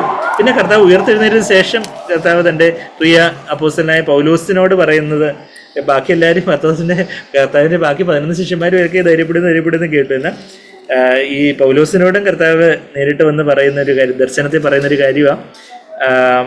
അപ്പോസ്തലപ്രവൃത്തി 23:11 രാത്രിയിൽ കർത്താവ് അവൻ്റെ അടുക്കൽ വന്ന് ധൈര്യമായിരിക്കുക, നീ എന്നെക്കുറിച്ച് യെരുശലേമിൽ സാക്ഷിച്ചതുപോലെ റോമയിലും സാക്ഷീകരിക്കേണ്ടതാകുന്നു എന്ന് അരുളി ചെയ്തു. ആ ഒരു അവിടെ വലിയ ഉപദ്രവങ്ങളും പ്രശ്നങ്ങളും ഒക്കെയാണ് വരാൻ പോകുന്നതെന്നുള്ളൊരു കാര്യം പൗലോസിന് അതിൻ്റെ സൂചനകളും കാര്യങ്ങളും എല്ലാം ഉണ്ട്. എന്നാൽ പൗലോസ് കർത്താവ് തന്നെ ആ ഒരു ഫ്രീഡം അനുസരിച്ച് കർത്താവ് തന്നെ ലീഡ് ചെയ്യുന്നതനുസരിച്ച് അങ്ങ് മുമ്പോട്ട് പൗലോസ് പോവുക. അപ്പം കർത്താവ് അവനോട് കർത്താവ് അവൻ്റെ അടുക്കൽ നിന്ന് രാത്രിയിൽ അവൻ്റെ അടുക്കൽ ദർശനത്തിൽ വന്ന് പറയുവാണ് ടേക്ക് കറേജ് എന്നുള്ളൊരു കാര്യം. നമ്മളുടെ ജീവിതത്തിലും ആ ഒരു കാര്യം ഓരോ സന്ദർഭങ്ങളിലും നമ്മൾ നിരാശപ്പെട്ടു പോകാവുന്ന പലതരത്തിലുള്ള പല സാഹചര്യങ്ങളും പല സന്ദർഭങ്ങളും ഒക്കെ ഉണ്ടാവുമ്പോൾ ഇനിയിപ്പോൾ എന്തിനാ, ഇനിയിപ്പോൾ എന്താ ഇങ്ങനെയൊക്കെ സംഭവിച്ചല്ലോ, ഇങ്ങനെയാണല്ലോ എന്ന് നമ്മൾ അധൈര്യപ്പെടാവുന്ന, നിരാശപ്പെടാവുന്ന, പ്രയാസപ്പെടാവുന്ന സാഹചര്യങ്ങളിൽ യേശുവിൻ്റെ ആ ശബ്ദം ടേക്ക് കറേജിന് ധൈര്യപ്പെടുവിൻ എന്നുള്ള ഒരു കാര്യം ഞാൻ ലോകത്തിൽ ജയിച്ചിരിക്കുന്നു. അത് കഴിഞ്ഞിട്ട് അതിൻ്റെ 17-ാമത്തെ വാക്യം കൂടെ കണ്ട് നമുക്കങ്ങ് നിർത്താമല്ലോ. 17-ാം അധ്യായത്തിൻ്റെ ജീസസ് സ്പോക്ക് ദീസ് തിങ്സ്, ഇത് സംസാരിച്ചിട്ട് ധൈര്യപ്പെടുവിൻ എന്നൊക്കെ പറഞ്ഞു കഴിഞ്ഞിട്ട് കർത്താവിൻ്റെ ഒരു പബ്ലിക് പ്രെയറാണ് നമ്മളിപ്പം മഹാപുരോഹിത പ്രാർത്ഥന എന്ന് പറഞ്ഞ് നമ്മൾ ആദ്യം തുടങ്ങിയപ്പോൾ കണ്ടതുപോലെ ആ മഹാപുരോഹിത പ്രാർത്ഥനയാണ് കർത്താവ് തുടങ്ങുന്നതായിട്ട്. ഇത് സംസാരിച്ചിട്ട് യേശു സ്വർഗത്തേക്ക് നോക്കി, കർത്താവ് സ്വർഗത്തിലേക്ക് ആകാശത്തിലേക്ക് നോക്കി പറഞ്ഞത് എന്തെന്നാൽ എന്ന് പറഞ്ഞാൽ നമ്മൾ വായിക്കുന്നത്. കർത്താവിൻ്റെ പേഴ്സണൽ പ്രെയറിനെ കുറിച്ചൊക്കെ പല സൂചനകളൊക്കെ പലയിടത്തും നമ്മൾ വായിക്കുന്നുണ്ട്. നമ്മളിപ്പം ലൂക്കോസ് 11 പോകുമ്പം അവിടെ ലൂക്കോസ് 11:1 വാക്യത്തിൽ യേശു അവൻ ഒരു സ്ഥലത്ത് പ്രാർത്ഥിച്ചു കൊണ്ടിരുന്നു. അവിടെ എന്താ പ്രാർത്ഥിച്ചുകൊണ്ടിരുന്നത് എന്നുള്ള കാര്യമൊന്നും നമ്മൾ കേൾക്കുന്നില്ല, വായിക്കുന്നത്. പബ്ലിക് പ്രെയർ അല്ലായിരുന്നു, കർത്താവ് പിതാവിനോട് പേഴ്സണൽ പ്രെയർ ആയിരുന്നു. പലയിടത്തും കർത്താവ് മലമേൽ പോയിരുന്ന് പ്രാർത്ഥിക്കാനായിട്ട് പോയ കാര്യമൊക്കെ നമ്മൾ യോഹന്നാൻ 6-ാം അധ്യായത്തിലും പലയിടങ്ങളിലും എല്ലാം നമ്മൾ വായിക്കുന്നുണ്ട്. ലൂക്കോസ് 5:16 വായിക്കുന്നുണ്ട്. ഇവിടെ ലൂക്കോസ് 11:1 അവൻ ഒരു സ്ഥലത്ത് പ്രാർത്ഥിച്ചു കൊണ്ടിരുന്നു. തീർന്ന ശേഷം ശിഷ്യന്മാരിൽ ഒരുത്തൻ അവനോട്, കർത്താവേ, യോഹന്നാൻ തൻ്റെ ശിഷ്യന്മാരെ പഠിപ്പിച്ചതുപോലെ ഞങ്ങളെയും പഠിപ്പിക്കണേ എന്ന് കർത്താവ് പറയുന്നുണ്ട്. അപ്പം കർത്താവ് പ്രാർത്ഥിക്കുന്ന കർത്താവിൻ്റെ ആ ഒരു വലിയ ശാന്തതയും സ്വസ്ഥതയും എത്രമാത്രം കർത്താവ് അവരോട് ആയിരുന്നപ്പോൾ ഉള്ള പ്രാർത്ഥന ഇതെല്ലാം കേട്ട് ഞങ്ങളെ ഇതുപോലെ പ്രാർത്ഥിക്കാൻ പഠിപ്പിക്കണേ എന്ന് പറയത്തക്കവണ്ണം കർത്താവിൻ്റെ പ്രാർത്ഥന അത്ര മാധുര്യമുള്ളതായിരുന്നു, അത്ര അധികാരമുള്ളതായിരുന്നു, അത്ര ശക്തമായിരുന്നു, അത്ര സ്പഷ്ടമായിരുന്നു, അത്ര വ്യക്തമായിരുന്നു എന്നുള്ള കാര്യമൊക്കെ നമ്മളിവിടെ കാണുന്നത്. അപ്പം പേഴ്സണൽ കർത്താവിന് മത്തായി 6-ാം അധ്യായത്തിൽ പറയുന്നുണ്ട്, നിങ്ങൾ പ്രാർത്ഥിക്കുമ്പോൾ അകത്തെ മുറി പോയി കഥവടച്ച് പ്രാർത്ഥിക്കണം എന്ന് പറയുന്നുണ്ട്. അപ്പോൾ നമ്മളിവിടെ കർത്താവിനോട് ചോദിക്കുക, കർത്താവ് അങ്ങ് പറഞ്ഞില്ലേ അകത്ത് മുറി കഥവടച്ച് പ്രാർത്ഥിക്കണം, ഇവിടെ കർത്താവ് കഥവടൊന്നും അടച്ചിട്ടല്ലല്ലോ പ്രാർത്ഥിക്കുന്നതെന്ന് ചോദിച്ചാൽ കർത്താവ് പറയും അവിടെ ആത്മാവിൽ, അവിടെ നമ്മൾ മത്തായി 6-ലേക്കൊന്ന് പോവുകയാണെങ്കിൽ നമ്മൾ പ്രാർത്ഥിക്കുമ്പോഴൊക്കെയും പ്രാർത്ഥിക്കുമ്പോഴൊക്കെയും നമ്മുടെ ആത്മാവിൽ രഹസ്യത്തിലുള്ള പിതാവിനോട് പ്രാർത്ഥിക്കണം. ബാക്കിയുള്ള ജാലകങ്ങളാവുന്ന നമ്മുടെ കണ്ണും ബാക്കിയുള്ള ഡിസ്ട്രാക്ഷൻസും കാര്യങ്ങളൊക്കെ അവോയ്ഡ് ചെയ്യണം എന്നുള്ളൊരു കാര്യമാണ് അവിടെ നമ്മൾ വായിക്കുന്നത്. മത്തായി 6:6 നീയോ പ്രാർത്ഥിക്കുമ്പോൾ അവിടെ പരീശന്മാർ അവർ എല്ലാവർക്കും മനുഷ്യർക്ക് വിളങ്ങേണ്ടതിന് 5-ാമത്തെ വാക്യത്തിൽ നിങ്ങൾ പ്രാർത്ഥിക്കുമ്പോൾ കപടഭക്തിക്കാരെ പോലെ ആവരുത്, അവർ മനുഷ്യർക്ക് വിളങ്ങേണ്ടതിന്, അതായത് മനുഷ്യർക്ക് വിളങ്ങേണ്ടതിനെന്നുള്ളത് that they may be seen by men. ബാക്കിയുള്ളവർ ഇങ്ങനെ അവർ എൻ്റെ പ്രാർത്ഥനയെക്കുറിച്ച് ഇങ്ങനെ പറയണം. മനുഷ്യർക്ക് വിളങ്ങേണ്ടതിന് പള്ളികളിലും തെരുക്കോണുകളിലും നിന്നുകൊണ്ട് പ്രാർത്ഥിക്കുവാൻ ഇഷ്ടപ്പെടുന്നു. അവർക്ക് അതാ എല്ലാവരും കേൾക്കണം, എല്ലാവരും ഒന്ന് കേൾക്കട്ടെ. അവർക്ക് പ്രതിഫലം കിട്ടിപ്പോയി. അവർക്ക് ആ മനുഷ്യമാനത്തിന് വേണ്ടി അവർ പ്രാർത്ഥിച്ചു, ആ പ്രതിഫലം അവർക്ക് കിട്ടിപ്പോയി എന്ന് ഞാൻ സത്യമായിട്ട് നിങ്ങളോട് പറയുന്നത്. നീയോ പ്രാർത്ഥിക്കുമ്പോൾ വെൻ യു പ്രേ, അറയിൽ കിടന്ന് വാതിൽ അടച്ച് രഹസ്യത്തിലുള്ള നിന്റെ പിതാവിനോട് പ്രാർത്ഥിക്കുക. രഹസ്യത്തിൽ കാണുന്ന നിന്റെ പിതാവ് നിനക്ക് പ്രതിഫലം തരും എന്നുള്ളൊരു കാര്യം പറയുന്നത്. നമ്മളുടെ പേഴ്സണൽ പ്രെയർ തീർച്ചയായിട്ടും നമ്മൾ വേറെ ആരെയും കാണിക്കാനില്ല. എന്നാൽ നമ്മൾ പബ്ലിക്കായിട്ട് നമ്മളിപ്പം കുടുംബ പ്രാർത്ഥന അല്ലെങ്കിൽ നമ്മൾ സഭയിലായിരിക്കുമ്പോൾ നമ്മളെല്ലാവരും കൂടെ ഒരുമിച്ച് നമ്മൾ ഞായറാഴ്ച ദിവസവും ദിവസമൊക്കെ നമ്മൾ കൂടി വരുമ്പോൾ നമ്മൾ ഒരുമിച്ച് നമ്മൾ പ്രാർത്ഥിക്കുമ്പോൾ അവിടെ നമ്മൾ പ്രാർത്ഥിക്കുമ്പം മറ്റുള്ളവരെയും കൂടെ അവിടെ ആണെങ്കിലും നമ്മളെന്താ പ്രാർത്ഥിക്കുമ്പം നമ്മൾ കണ്ണടച്ചേ പ്രാർത്ഥിക്കാവുള്ളൂ എന്ന് ചോദിച്ചാൽ നമ്മുടെ ഡിസ്ട്രാക്ഷൻസ് കുറയ്ക്കാൻ വേണ്ടിയാണ് നമ്മൾ കണ്ണടച്ച് കർത്താവിലേക്ക് നമുക്ക് കോൺസെൻട്രേറ്റ് ചെയ്യാൻ കൂടുതൽ എളുപ്പത്തിന് വേണ്ടിയാണ് നമ്മൾ ഫോക്കസ് ചെയ്യാൻ കൂടുതൽ എളുപ്പത്തിന് നമ്മൾ കണ്ണടയ്ക്കുന്നത്. അപ്പോൾ കണ്ണടച്ച് ആ ആത്മാവിൽ ഉള്ള പരിശുദ്ധാത്മാവ് നമ്മുടെ ആത്മാവിലുള്ള അവിടെ ദൈവത്തിൻ്റെ സാന്നിധ്യമുള്ള അവിടെ നമ്മൾ സ്വർഗസന്നിധിയിലെ കർത്താവിൻ്റെ അടുക്കിലേക്ക് അടുത്ത് വരുന്ന ആ ഒരു സാന്നിധ്യബോധത്തോടെ കർത്താവിനെ നോക്കി അവിടെ അറയിൽ വാതിലും ജനലുകളും എല്ലാം അടച്ച് ബാക്കി ഡിസ്ട്രാക്ഷൻസും കാര്യങ്ങളും എല്ലാം അടച്ച് കർത്താവിനോട് പ്രാർത്ഥിക്കുക. അപ്പോൾ നമ്മൾ പേഴ്സണൽ പ്രെയർ ആണെങ്കിലും പബ്ലിക് പ്രെയർ ആണെങ്കിലും ആ അറയിലടച്ച് ഉള്ള രഹസ്യത്തിലുള്ള പിതാവിനോട് നമ്മൾ പ്രാർത്ഥിക്കണം. നമ്മൾ സാക്ബറിൽ നിന്ന് എപ്പോഴും കേൾക്കുന്ന പോലെ പബ്ലിക് പ്രെയറിൽ നമ്മൾ യഥാർത്ഥത്തിൽ കർത്താവിനോട് തന്നെ പ്രാർത്ഥിക്കുക. അത് എപ്പോഴും നമ്മളെ തന്നെ ക്ലെൻസ് ചെയ്യേണ്ട ഒരു കാര്യം എന്ന് വെച്ചാൽ നമ്മൾ പലപ്പോഴും പ്രാർത്ഥിക്കുമ്പം മറ്റുള്ളവർ കേൾക്കാനോ മറ്റുള്ളവരെ ഇമ്പ്രസ് ചെയ്യിപ്പിക്കാനോ ഒക്കെ ആയി പോകാനുള്ളൊരു ജഡം നമുക്ക് എല്ലാവർക്കും ഉള്ളത്. എന്നാൽ അങ്ങനെയുള്ള കാര്യങ്ങളെക്കുറിച്ച് ദൈവം ബോധ്യം തരുമ്പോൾ അതെല്ലാം കഴുകിക്കളയാനും കർത്താവ് ഞാൻ അങ്ങയോടാണ് പ്രാർത്ഥിക്കുന്നത്, അങ്ങേക്കായിട്ടാണ്. എന്നാൽ നമ്മുടെ പബ്ലിക്കായിട്ട് ബാക്കിയുള്ളവരും കൂടെ ബാക്കിയുള്ളവരെയും പ്രാർത്ഥനയിൽ ലീഡ് ചെയ്ത് പ്രാർത്ഥിക്കുമ്പോൾ അവരെയും കൂടെ ചില കാര്യങ്ങൾ ഇൻഫോം ചെയ്യാൻ കൂടെ വേണ്ടി പ്രാർത്ഥിക്കുന്നതിൽ തെറ്റില്ല. അതാ നമ്മൾ 3-ാമത്തെ വാക്യത്തിൽ കർത്താവ് നിത്യജീവൻ്റെ ഡെഫിനിഷനൊക്കെ കൊടുക്കുന്നത് ഈ പ്രാർത്ഥനയിൽ. അപ്പം നമ്മൾ ശരിക്കും കർത്താവ് പിതാവിനോടല്ലേ പ്രാർത്ഥിക്കുന്നത്, അപ്പം പിന്നെ ഈ ഡെഫിനിഷനൊക്കെ എന്തിനാണ് പറയുന്നത്? ഏകസത്യ ദൈവമായ നിന്നെ അയച്ചിരിക്കുന്ന യേശുക്രിസ്തുവിനെ അറിയുന്നത് തന്നെ നിത്യജീവനാകുമെന്ന് പിതാവിനെ ഇൻഫോം ചെയ്യേണ്ട കാര്യമൊന്നുമില്ല. എന്നാൽ അത് കൂടെ ഇരുന്ന് ശിഷ്യന്മാർ മനസ്സിലാക്കാൻ വേണ്ടിയാണ് പ്രാർത്ഥിക്കുക. അപ്പം നമ്മൾ പരസ്യമായിട്ട് നമ്മൾ പ്രാർത്ഥിക്കുമ്പോൾ നമ്മളിപ്പോൾ ഒരു വചനം കോട്ട് ചെയ്ത് പ്രാർത്ഥിച്ചത് കൊണ്ടോ ദൈവത്തിനോട് എന്താ റെഫറൻസ് കൂട്ടിയിട്ട് കാര്യമില്ലല്ലോ എന്ന് നമ്മൾ, പക്ഷേ അല്ല, ബാക്കിയുള്ളവർക്ക് വേണ്ടി ആ റെഫറൻസ് കൂട്ട് ചെയ്യുന്നത്. പ്രാർത്ഥിക്കുമ്പോൾ നമ്മൾ ബാക്കിയുള്ളവരെ ലീഡ് ചെയ്ത് പ്രാർത്ഥിക്കുമ്പോൾ ബാക്കിയുള്ളവരുടെ ഇൻഫർമേഷൻ അവർക്കും കൂടെ. അതുകൊണ്ട് നമ്മൾ പ്രാർത്ഥിക്കുമ്പോൾ കഴിവതും നമുക്ക് ശബ്ദം ഉയർത്തി സ്പഷ്ടമായിട്ട് ബാക്കിയുള്ളവർക്ക് കേൾക്കാൻ പറ്റുന്ന വണ്ണം പ്രാർത്ഥിച്ച് തരുമ്പോൾ ശരി അവസാനം ആമേൻ പറയുമ്പോൾ എന്ത് പ്രാർത്ഥിച്ച് ആമേന്ന് പറഞ്ഞാൽ അങ്ങനെ തന്നെ ആവട്ടെ. ഇപ്പം കർത്താവ് അത് സ്പഷ്ടമായിട്ട് എല്ലാം പറഞ്ഞതുകൊണ്ട് യോഹന്നാനൊക്കെ കേട്ടിരുന്ന് പിന്നീട് പരിശുദ്ധാത്മ ഓർപ്പിച്ചനുസരിച്ച് എഴുതി വെക്കാനൊക്കെ സാധിച്ചു. അപ്പം കർത്താവ് പിന്നെ അപ്പം എങ്ങനെ എങ്ങോട്ട് നോക്കിയാണ് പ്രാർത്ഥിച്ചത്? സ്വർഗത്തേക്ക് നോക്കി, ഉയരത്തിലേക്ക് നോക്കി. Lifting up his eyes. ആ ലിഫ്റ്റിംഗ് അപ്പ് എന്നുള്ള എപ്പൈറോ എന്ന് പറഞ്ഞൊരു ഗ്രീക്ക് പദം നമ്മളിത് യോഹന്നാന്റെ സുവിശേഷത്തിൽ തന്നെ 2 തവണ ഇതിനു മുമ്പ് ഉപയോഗിച്ചിട്ടുള്ളതായിട്ട് നമ്മൾ കാണുന്നുണ്ട്. ഒന്ന് യോഹന്നാൻ 4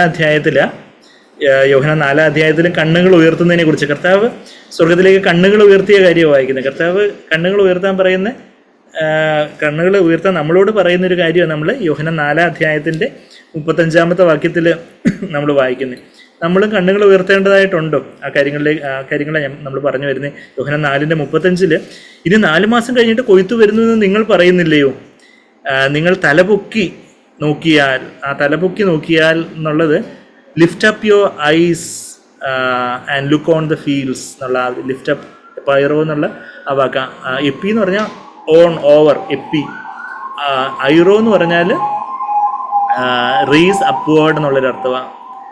അപ്പോൾ എപ്പൈറോ എന്ന് പറഞ്ഞാൽ മുകളിലേക്ക് ഉയർത്തുന്നതിന്. അപ്പം അങ്ങനെ കണ്ണുകൾ മുകളിലേക്ക് ഉയർത്തി, അതാ നമ്മൾ മലയാളം ബൈബിളിൽ തലപൊക്കി എന്ന് നമ്മൾ വായിക്കുന്നത്. നിങ്ങൾ തലപൊക്കി നോക്കിയാൽ നിലങ്ങൾ ഇപ്പോൾ തന്നെ, അതായത് സ്വർഗീയമായൊരു വീക്ഷണകോണിൽ കൂടെ നോക്കുക. അവിടെ തലപൊക്കി നോക്കിയാൽ ശരിക്കും പറഞ്ഞാൽ അക്ഷരികമായിട്ട് പറഞ്ഞാൽ 4 മാസം കഴിഞ്ഞിട്ടേ കൊയ്ത്ത് വരുന്നുള്ളൂ എന്നുള്ളതാണ്. എന്നാൽ നിങ്ങൾ തലപൊക്കി നോക്കിയാന്ന് പറഞ്ഞാൽ സ്വർഗീയമായൊരു വീക്ഷണകോണിൽ കൂടെ നോക്കിയാൽ മനുഷ്യരുടെ കൊയ്ത്ത്, മനുഷ്യരെ സുവിശേഷം കേട്ട് അവർ രക്ഷിക്കപ്പെട്ട് ദൈവരാജ്യത്തിലേക്ക് ചേർക്കപ്പെടേണ്ടതായിട്ടൊരു കൊയ്ത്ത് അത് വെളുത്തിരിക്കുന്നു എന്ന് കാണും എന്ന് കർത്താവ് പറയുന്നതായിട്ടുള്ളൊരു കാര്യമാണ്.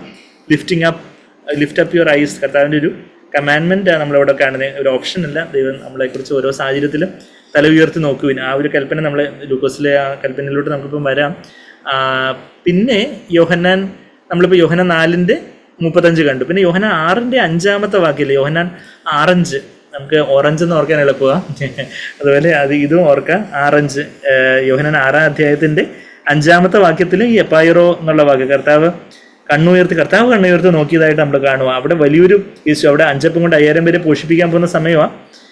യേശു വലിയൊരു പുരുഷാരം തൻ്റെ അടുക്കൽ വരുന്നത് കണ്ടിട്ട്, മലയാളത്തിൽ അങ്ങനെ കണ്ടിട്ടെന്ന് പറഞ്ഞങ്ങ് നിർത്തി. എന്നാൽ Jesus lifting up his eyes and seeing that, കണ്ണുകൾ ഉയർത്തി നോക്കി കണ്ടിട്ട് എന്ന് വേണം അവിടെ കുറച്ചുകൂടെ കറക്റ്റായിട്ട് പരിഭാഷപ്പെടുത്തുവാൻ. എപ്പായിറോ എന്നുള്ളൊരു വാക്കാണ് അവിടെ നമ്മൾ വായിക്കുന്നത്. വെറുതെ അങ്ങ് കണ്ടിട്ടെന്നുള്ളതല്ല, കണ്ണുകൾ ഉയർത്തി നോക്കി സ്വർഗീയമായ വീക്ഷണകോണിൽ കൂടെ പിതാവ് സ്വർഗത്തിൽ നിന്ന് കർത്താവ് തന്നെ ഒഴിച്ച് ഈ ഭൂമിയിൽ വന്നേക്കുന്ന പരിശുദ്ധാത്മാവ് തന്നിൽ വന്ന് നിറഞ്ഞ് പിതാവിൻ്റെ വീക്ഷണകോണിൽ കൂടെ ഇവരെ കണ്ടു. അല്ലെങ്കിൽ കർത്താവ് സ്വയമായിട്ടുള്ള ഇപ്പോൾ ഒരു മാനുഷികമായ വീക്ഷണകോണിൽ കൂടെ ഇവരെ എങ്ങനെയെങ്കിലും പറഞ്ഞു വിടുക, എവിടെയെങ്കിലുമൊക്കെ പോയി ഇവർ ചെന്ന് എന്തെങ്കിലും ഭക്ഷണം കഴിച്ചിട്ട് പോട്ടെ.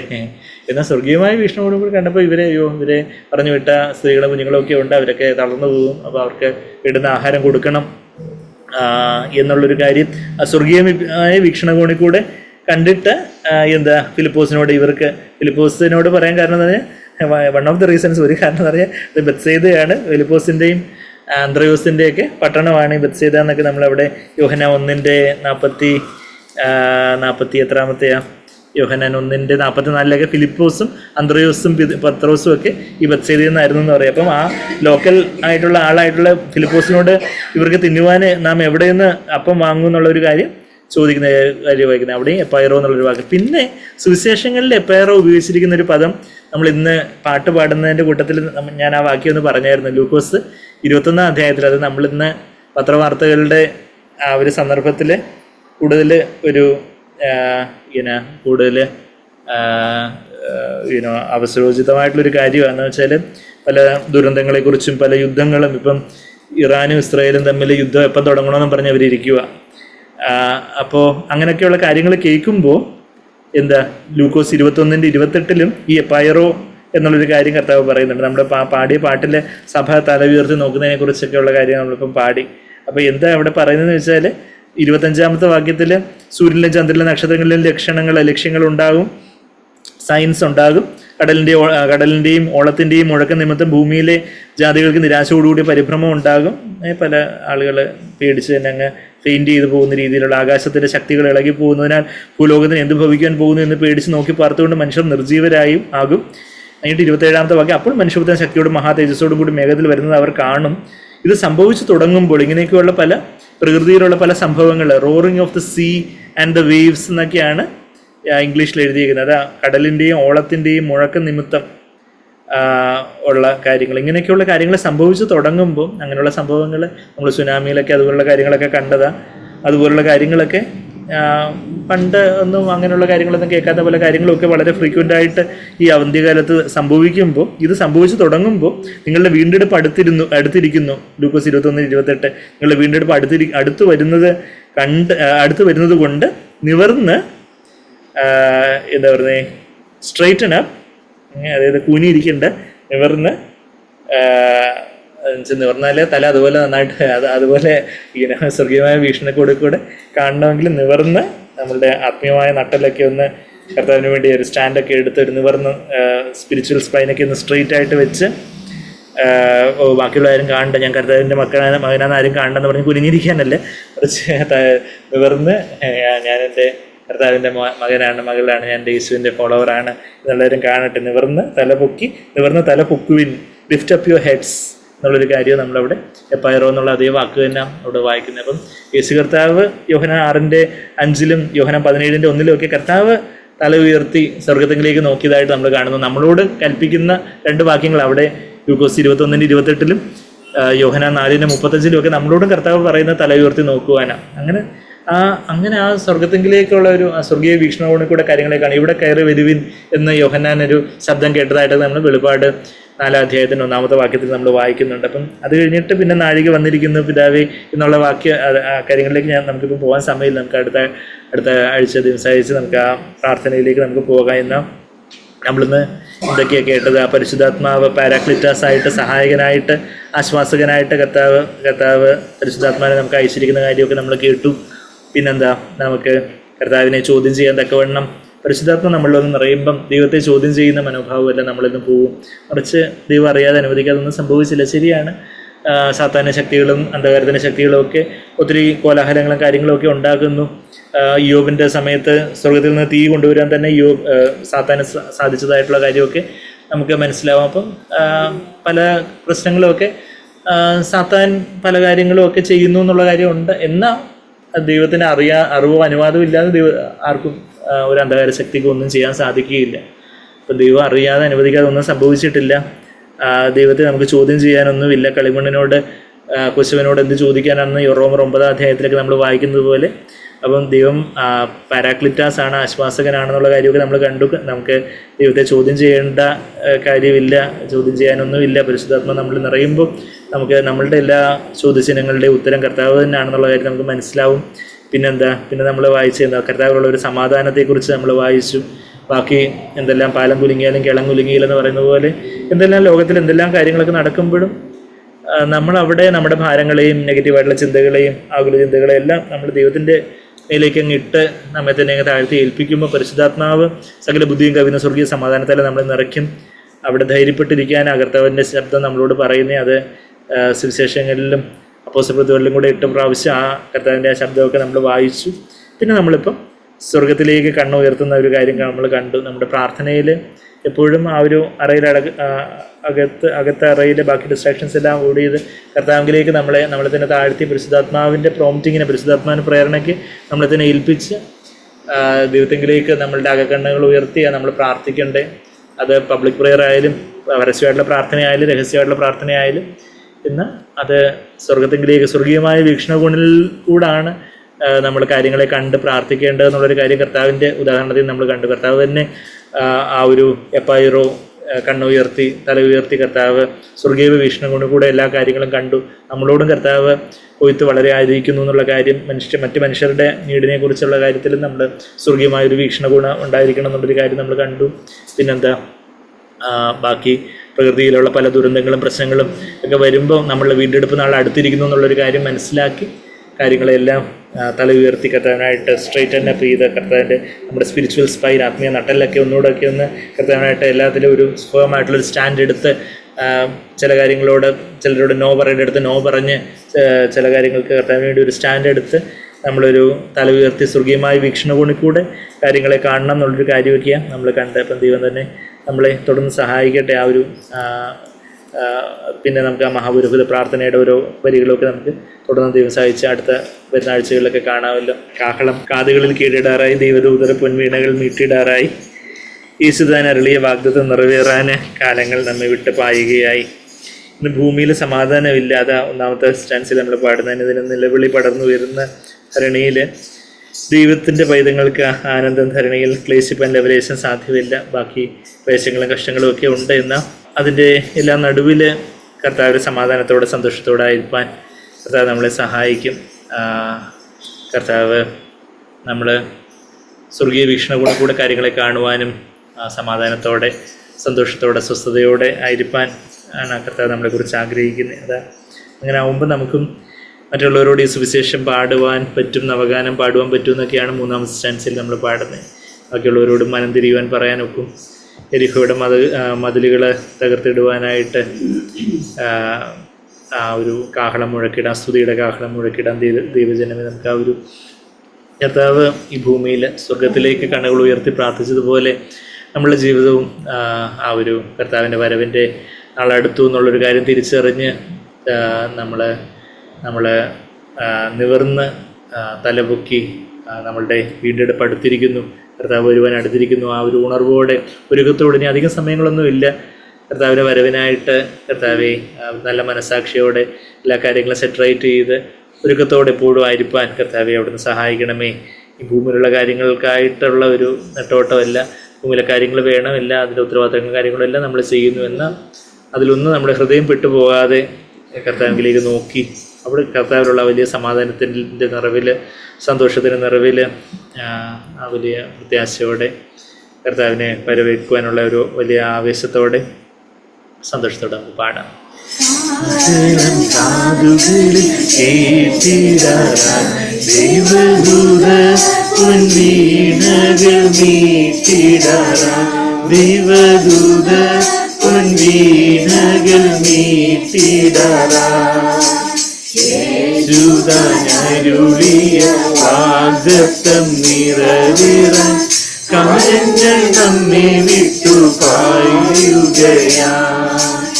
യേശുദാനരുളിയ വാഗ്ദത്തം നിറവേറാൻ കാലങ്ങൾ നമ്മെ വിട്ടു പായുകയായി. സമാധാനമില്ല ഭൂവിൽ അനുദിനം നിലവിളി പടർന്നുയരുകയായി ധരണിതന്നിൽ. സമാധാനമില്ല ഭൂവിൽ അനുദിനം നിലവിളി പടർന്നുയരുകയായി ധരണിതന്നിൽ. ദൈവത്തിൻ പൈതങ്ങൾക്കാനന്ദം ധരണിയിൽ ക്ലേശം വല്ലവലേശം സാധ്യമല്ല. ദൈവത്തിൻ പൈതങ്ങൾക്കാനന്ദം ധരണിയിൽ ക്ലേശിപ്പാൻ ലവലേശം സാധ്യമല്ല.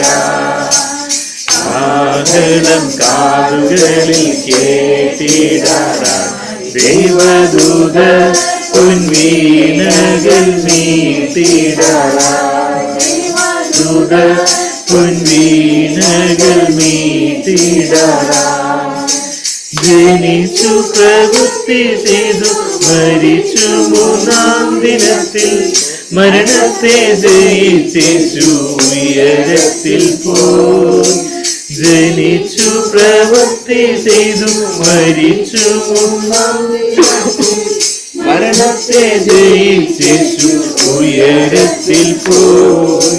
പാപവും ശാപവും നീക്കിതൻ ജയം നൽകി, പാപികൾക്കവൻ നിത്യശാന്തി നൽകി.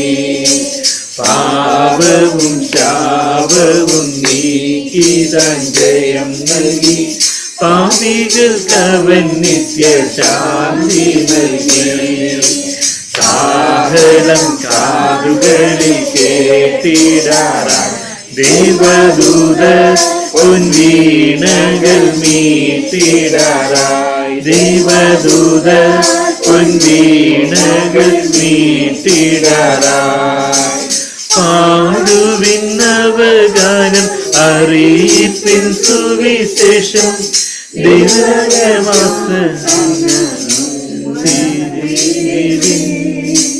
പാടുവിൻ നവഗാനം അറിയിപ്പിൻ സുവിശേഷം,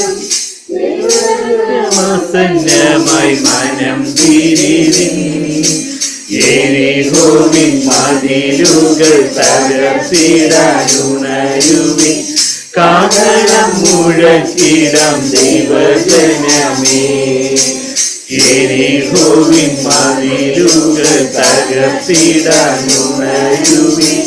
കാഹളം മുഴക്കിടാം ദൈവജനമേ. കാഹളം കാതുകളിൽ കേട്ടിടാറായി, ദൈവദൂത പൊൻവീണകൾ മീട്ടിടാറായി, ദൈവദൂത പൊൻവീണകൾ മീട്ടിടാറായി. യേശുദാനരുളിയ വാഗ്ദത്തം നിറവേറാൻ കാലങ്ങൾ നമ്മെ വിട്ടു പായുകയായി.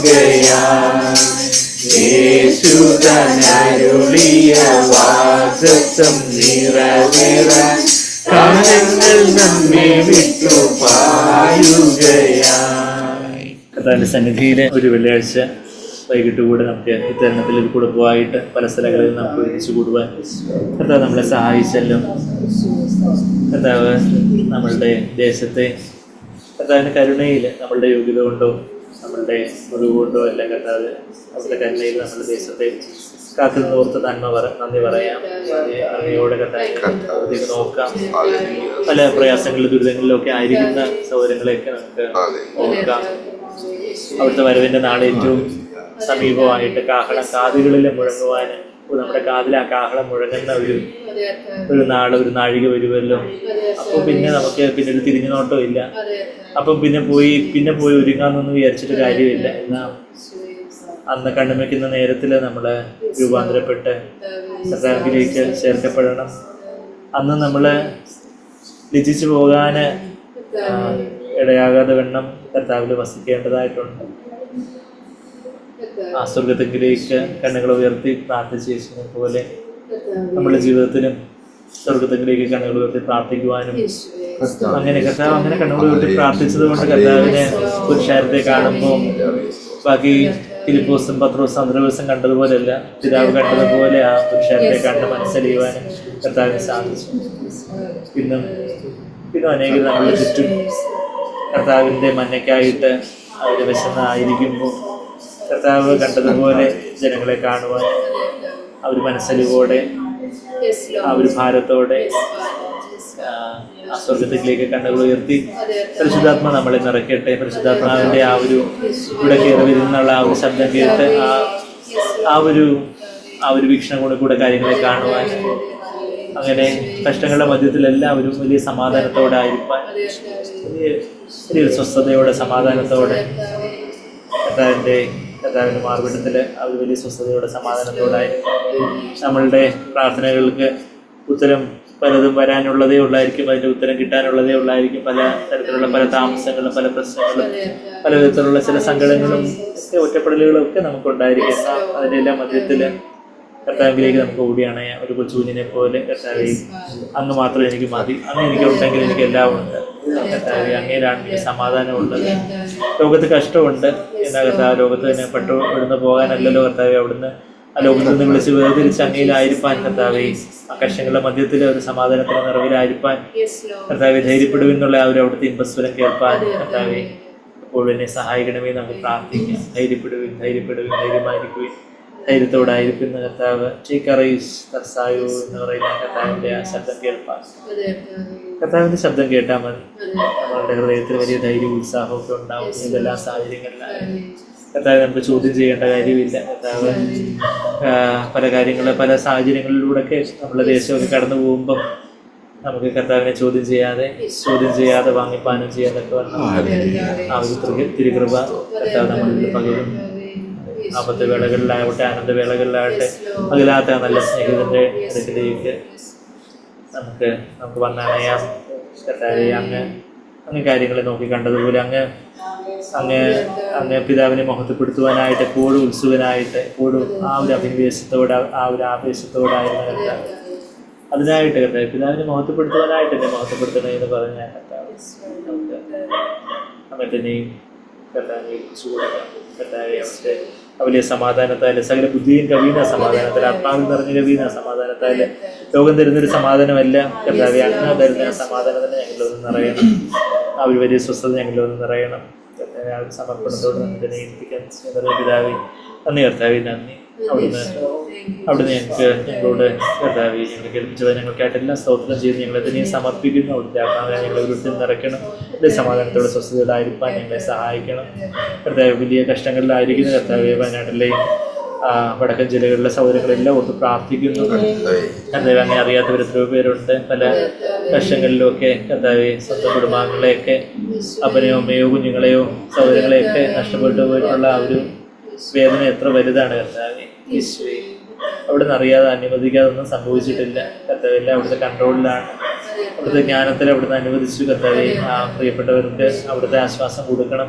അവർക്ക് വേണ്ടുന്ന കർത്താവെ ഉദവികളെ സഹായങ്ങളെ കർത്താവെ അവിടുന്ന് തന്നെ പല മുഖാന്തരങ്ങളോട് പ്രൊവൈഡ് ചെയ്യണമെന്ന് ഞങ്ങൾ പ്രാർത്ഥിക്കുന്നു. അവിടെ കർത്താവെ പ്രവർത്തിക്കുന്നില്ല കർത്താവെ എല്ലാ സംഘടനകളെയും ഓർത്തും മനുഷ്യരെ ഓർത്തും എല്ലാം കർത്താവെ അതിനായിട്ട് ഓരോരുത്തരും പണിപ്പെടുന്ന കർത്താവ് സംവിധാനങ്ങളെയൊക്കെ ഓർത്ത് ഞങ്ങൾ പ്രാർത്ഥിക്കുന്നു. കർത്താവെ അവിടുന്ന് സഹായിക്കണം.